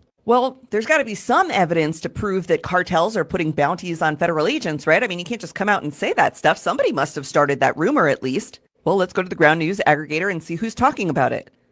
The Heritage Foundation. Authors and funders of Project 2025. The Heritage Foundation is the one that's claiming that there are bounties on ICE agents. Heritage Foundation and whatever low factuality right-wing news outlet this is. This is a prime example of the manufacturing of narrative. They will speak this narrative into existence and they will reinforce it with bots and fake news organizations until people just start to believe it because they heard it so much. Which is why it is so important that you look into the motivations and the funding of who is providing you news. Even with all the support I get from my partnership with Ground News, I can't do it all. I'm encouraging you once again to sign up for the Vantage Plan through Ground News and do your own research. Make sure that you're educating yourself, and if you are a content creator, make All right, so y'all heard it. Now let's hear what Don Lemon says, because Don Lemon's out on the streets asking people what their thoughts are about this whole situation with ICE, and he stumbled across a man whose cousin I believe was deported or is about to be deported. Let's get into it. Likes up, everyone, please like and share. Did you go try to get inside? No, yes, and they did not let you inside. Why did you try to get inside? Because they just told the person, like my cousin from the street, with the old paperwork. He was legal, every paperwork he had on him, and they just told him. Because he didn't have on him. He just had the ID, but he's supposed to like keep all the paperwork with him up to date. And he's still there? No, I don't know. Nobody telling you anything. So you have no idea where he is? No. I spoke to someone who said that they weren't doing that. Just no more than an hour, 2 hours ago, said they weren't pulling people who were legal or with papers. They were only doing criminals. No, they just stealing the people from the street. that's the reality right now. What did you say to them? No, they just give us the information where we can contact the people from the ICE and provide them the paperwork so they can release him. It's your cousin? Yes. From where? From Ukraine, but he's been in America like for 16 years. They pulled some Ukrainians off the street as well? Everybody, man. they don't care. What do you want people to know about what's going on here? I don't know. To be honest, we don't know. And your family, there's got to be... No, I mean like everybody, like from my family and me and my cousin, we've been here legal. Like, you know, I'm a citizen. Like all my family, like, you know, they've been here for years and like never had any problem with the, you know, with the law or something. But they just stealing the people without, like, they just, I guess they hiring the people without, like, you know, instruction or something. So they just go on the street and stealing the people from the street. That's what I'm, you know, what's going on right now. Okay, so I want you all to pay attention to what he said. He said they're stealing the people from the streets. Okay, what does that mean? That's what I told you all they were doing. I told you they were kidnapping these people at the end of the day. Literally kidnapping these people, just jumping out. And it is because they're not properly trained, in my opinion, because a lot of these people have just been hired, okay, because they give them like a $50,000 signing bonus or something, do they not? Something about $50,000. I haven't really looked into it, but I heard something along those lines. But the bottom line is these people are properly not trained and don't even know what the hell they're doing, some of them. And then let's not forget that people like Dean Cain, who's an actor, the guy that played Superman on the TV show, that played and hit the floor, talking about he wanted to sign up for ICE. What the hell does he know, okay, about working with ICE? So you have these idiots out here who don't even know what they're doing. They're being overly aggressive, hostile, and everything, and just snatching up people who are legally here. Just all chaotic and ignorant, okay? And then there's a video right here where this guy is, hold on, I got to show you all this. So this guy is arresting a citizen because he looks foreign, sitting here asking him, don't lie to me, where were you born? I would have said, sir, I don't have to tell you anything. Okay, miss me with it. So let's get into it. What do you mean overstay? An overstay. I don't know what that is. Where were you born? And don't lie to me. I'm from California, dude. Don't lie to me. Where were you born? California. Okay, so we're gonna take you in and verify your No, information. you're not, dude. No, you're not. Yes, we are. I haven't done anything wrong. You just told me that's you who I have here. Yeah. Okay, so then that's you. You just told me that's you. But that doesn't make me an illegal or anything. Look it up. Right. Turn around, or you're gonna get the dog. Turn around. I haven't done anything. We're gonna put you in cuffs, or you're gonna get the dog. What do you mean They overstay? just told him low down. Do y'all hear this? They told him to turn around or you're going to get the dog. I'm going to tell you all something. I want you to pay attention too, because here's another thing that people should be concerned about. These ICE agents, many of them, they have this extra power now, thanks to Trump, because he's having these mass deportations and trying to get these people out of here by any means necessary. Doesn't care if the rule of law is followed or not, if these people have due process or not. So these people are out here and they have this power. And you know how some people just overabuse their power? We're not talking about Donald Trump, but I'm talking about like somebody who has a job and then you give them a promotion. And then now all of a sudden they see that they have extra power that they can levy over other people. And so now they're going to use it. That's what these ICE agents look like they're doing. He's sitting there telling this man, oh, I got to take you in because you said you admitted this is you. So what if that's him? Do you have a probable reason to suspect him of having committed a crime? Do you have a probable reason to think that he may be here illegally? So just because this man speaks a different language, you can tell he's not native to this country, you're going to take him in. This is what they're doing. And I know some of y'all don't care, but think about the people. If you have any empathy or sympathy, think about the children that are born here and their parents came here as immigrants and their parents may even be here legally at this point. And these people are still being snatched up and shipped out of here. Children that were born here. What about the 4-year-olds that were taken up out of here? And one of them had cancer and was not allowed to get their treatment. That child is probably dead. That was months ago. That was months ago. That is so darn sad at the end of the day. Little innocent children being taken out of here. They can't get their medicine, snatched away from their parents, separated. Can you imagine if those were your children? Okay, and you didn't know where they were and they're just shipped somewhere or you're shipped somewhere and they're sent another place. Like this is all like slavery. Do y'all notice any of the similarities that maybe they're trying to bring back slavery slowly but surely? And this time, not just have Black people as slaves, but have immigrants as slaves, or at least some of the Latinas. Latinas for Trump. Remember that? Yeah, y'all might want to think about that and reconsider. Now, with that all being said, let's talk about this ICE agents who arrested the parents of a U.S. Marine. And then, guess what? They deported the man's father. This man's a whole Marine, but this is what they did. This is all crazy. Okay. Oh, and American Isness says they want Black people to fight for illegals. These are the same people that call Black Americans lazy. Let me tell you something. You're absolutely right about that. We don't have any business fight for them now. I can have empathy and sympathy. I can feel sorry, but what I'm not going to do is go out there and fight for anybody other than my people at the end of the day, are those who with the same issues or whatnot that are aligned with us. But these folks who go out here and call us names and all of that, yeah, I'm sorry, they're on their own. Many of them voted for Trump. This is what they wanted. And now, sadly, it's here. But this guy, like I said, his family, I do believe they supported Trump, and now his father's been deported, and this person is a whole Marine. So let's get into it, because, honey, this is a sad story, but unfortunately, many of them are going to have the same story to tell, because Trump doesn't care about them. Like they said, they just wanted their votes. Now they got it, and now you're out of here.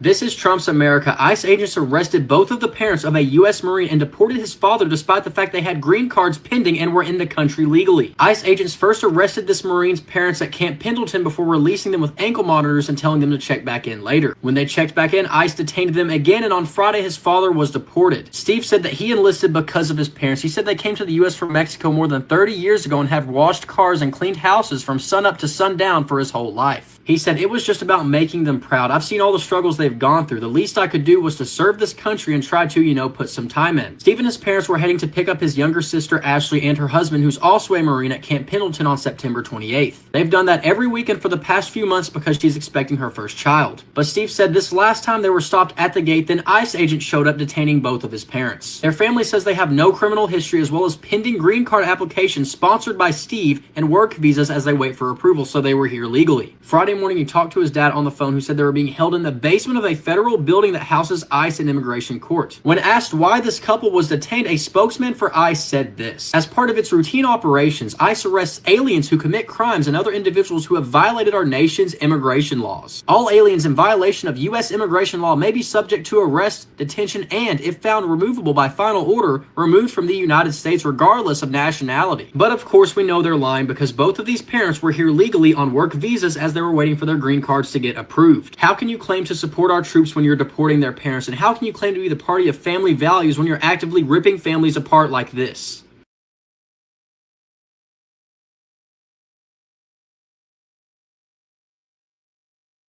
Exactly, honey, but Trump doesn't care about these people. So sad for them. But listen, American Isness just said they're upset because Black people aren't out there protesting, and they absolutely are upset. They're making videos talking trash about us, blaming it on us that they're being deported. They're saying that Black folk are the main ones who are talking about deporting them. I'm sorry. Say what? When did we hear any of this going on? We weren't the ones. It was the Karens and Kens. It was the ones who come up to you in stores and tell you to talk English, speak English. Those were the ones, okay, telling you to go back to your own country. It was not Black people. We don't say things like that, okay? We're not the ones going around harassing people and profiling people. That's never us. That's never been us, okay? At the end of the day, we mind the business that pays us. It is not our fault what is happening to you. Please don't try to blame us. What the problem is they're really upset is because we're not out there actively protesting alongside them, okay, which is what they want. But they should ask themselves why we're not. Okay, don't be mad at us. Why is it that everybody's always mad at Black folk? Why is it that everybody's always blaming Black people for every little thing? Okay, do y'all realize that? Anyway, let's continue.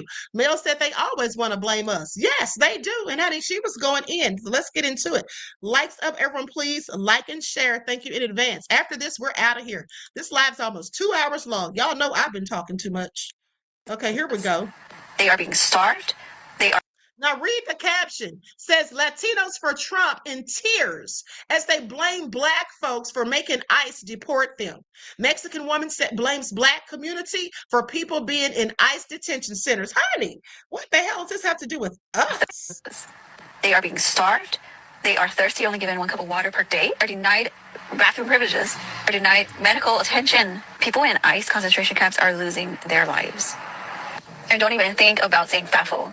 Fuck around and find out to these people in ICE detention centers. It is a shame that members of the Black community started the trend and so many other people followed.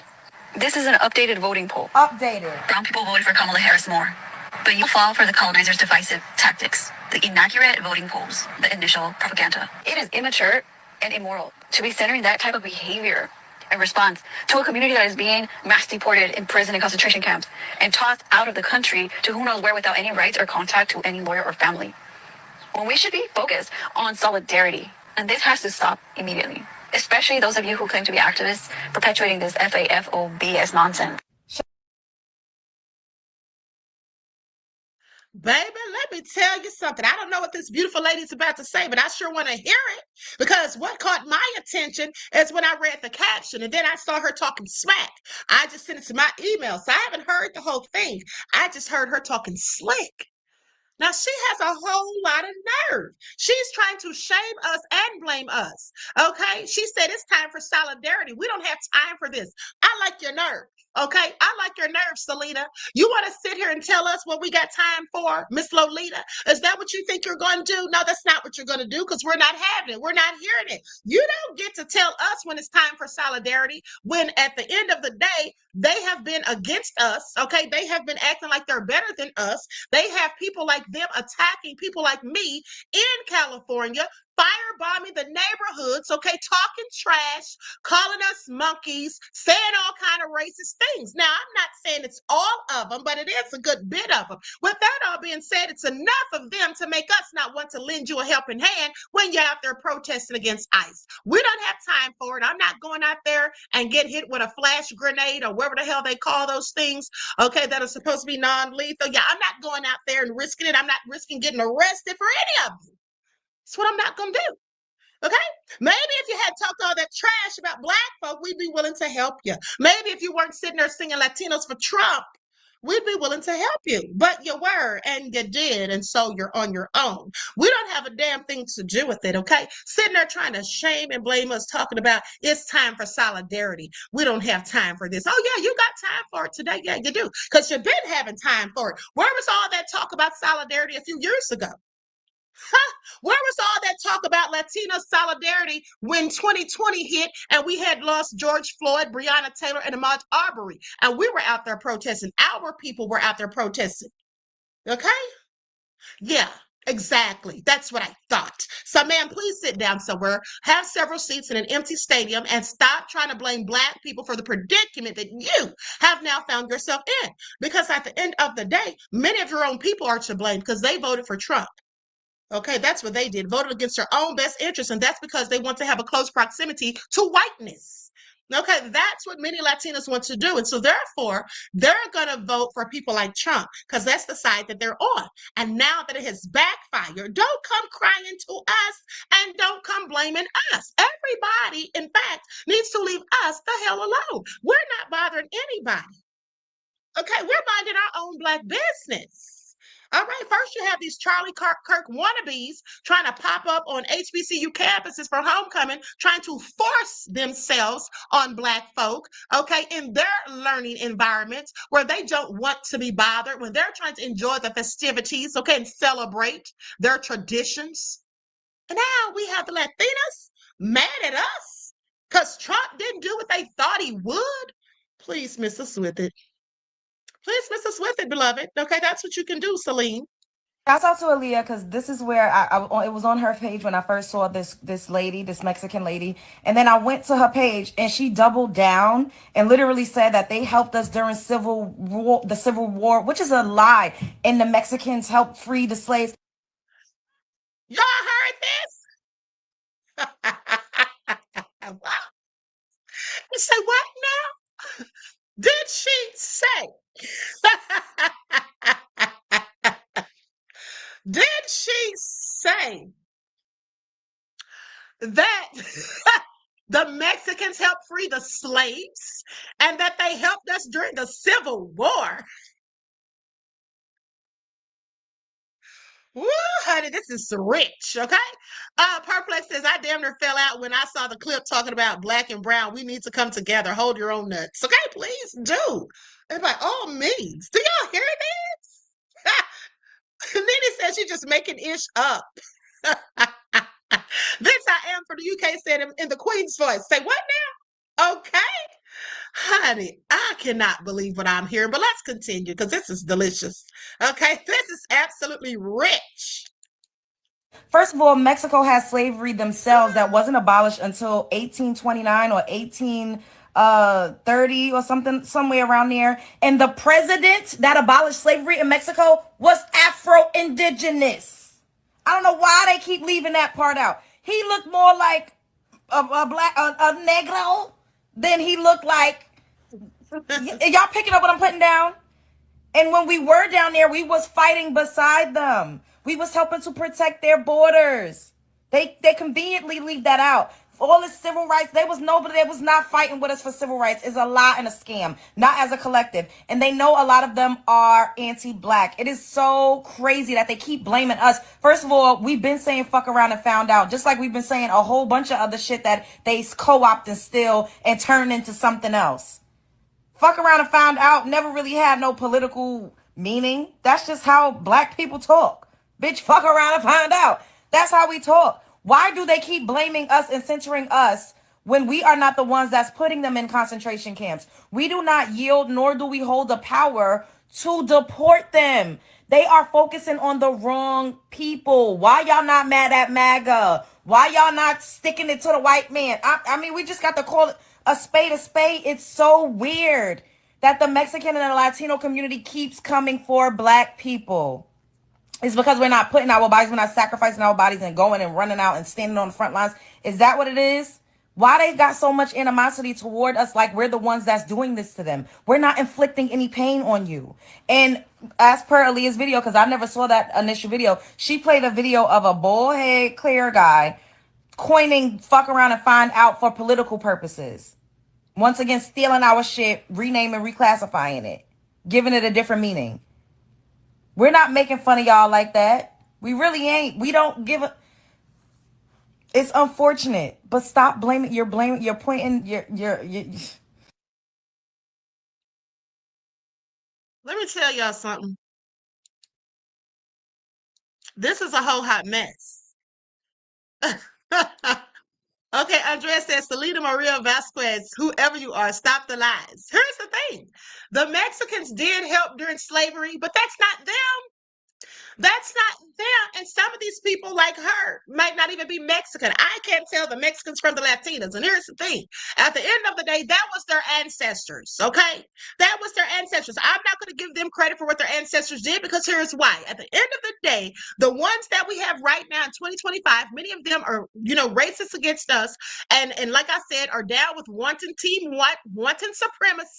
At the end of the day, they're nothing like their ancestors. Okay, Cesar Chavez was a Mexican activist, yes, and he did help black people, okay, indirectly help black people by building a diverse coalition that included us and stuff like that, sharing tactics with the civil rights movement and advocating for equality. Okay, at the end of the day, now there were also some Mexicans who would help black people during slavery. They would hide them and things like that, and also the Mexican government at the time wouldn't send them back to the United States. They resisted that. Some of the slaves that got their freedom, escaped and fled to Mexico, yeah, they would not send them back. They fought against the United States with that.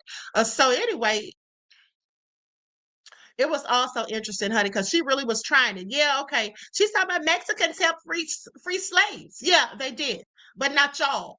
Not the ones that is here right now, okay? Not the ones who don't like us. I'm sorry, and I'm not saying all of them don't like us, but some of them absolutely don't. Many of them absolutely don't at the end of the day, okay? At the end of the day, I mean, she was going all in hard on the paint, okay? But she does know her history, talking about, the Mexicans, they helped. See, that's what they've been doing. Now, they haven't been saying a darn thing about their people helping slaves escape. They haven't been saying anything about that for decades. You never heard them even mention it. But now, since they really, really need us, and it's going real bad real quick, and all of these deportations, and ICE is just being so dirty and underhanded with the way they're doing it, they're not giving these people any rights. They're not giving them due process. These people are showing up at court, and they're instantly being deported, without so much as even being speaking to the judge. just locking them up or whatever. I get it, and I feel bad for them, especially for the children. Okay, I do feel bad for them, but at the end of the day, you have to pick your battles wisely. And right now, I don't have time to fight their battles. We have to worry about our own. Okay, that's what we have to do. All right, they might try to deport us up out of here next. So we don't have time for it, beloved. That's all I'm saying. See, the Democrats are fighting for them. Who's going to fight for us? Probably nobody but us, as usual. Okay, so please pay attention. Now, with that all being said, I'm about to conclude this broadcast. I thought that was hilarious. She had a whole lot to say. Okay, went straight in. And we don't have time for this. This is all about solidarity right now. The Mexicans helped to free the slaves. It just sounded so hilarious when she said it. I had to chuckle. But yeah, they did. Okay, but honey, you did. All right? Okay, that was not you and any of the people that are walking around right now. Okay, like they love to say, there's nobody living who was a slave. Isn't that what they tell us? Yeah, but there's nobody living right now that helped end slavery or helped to free slaves or helped hide slaves. Okay, or any of those things. All right? And that was really their government, like I said. The governments of Mexico offered citizenship to those who entered the territory because, in fact, Mexico had outlawed slavery in 1837, like 30 years almost before the United States did. So they'd already ended slavery. So when they had slaves come over there, like I said, they were not going to send them back. They offered them citizenship. Okay, and these actions actually constituted what they call the Southern Underground Railroad. Okay, which included Mexican laborers, abolitionists, and whole communities that aided thousands of Black people in their dangerous and deadly escape for freedom. So shout out to the Mexicans who did help. But y'all that's here today, a lot of y'all don't like us. That's all I'm going to say about that. I'm going to leave it there. Okay. So that all being said, I love you all to life. I hope y'all enjoy the rest of this beautiful day. Now, if there is any breaking news or anything pops up later, I will definitely come back. Okay. But if not, then I'll see you all in the morning. And so you all have said that you want me tomorrow to talk about some of the nefarious things that the United States has done to our people. And I definitely will. The main thing I want to talk about is the CIA's involvement in certain things happening in our community, not just the crack, not just that, but some of the things, these things that they are accused of doing, they now are saying that it's conspiracy theories. Okay, even though there was proof, supposedly. Okay, so we'll talk about those things tomorrow. With that being said, I love you all to life. I hope you enjoy the rest of this day. Each one teach one. That's how we grow and thrive. Do something productive, constructive, but never destructive. And always remember, beloveds, to keep the Most High first in your lives. I just realized, y'all see this arrow right here? I just messed up this thumbnail. I didn't even realize I have the arrow right here. I meant to delete that. It was supposed to be pointing to Trump's horns on his head, but I forgot to delete it. Anyway, with that all being said, shout out to my new moderators, and love y'all, and I will talk to y'all soon.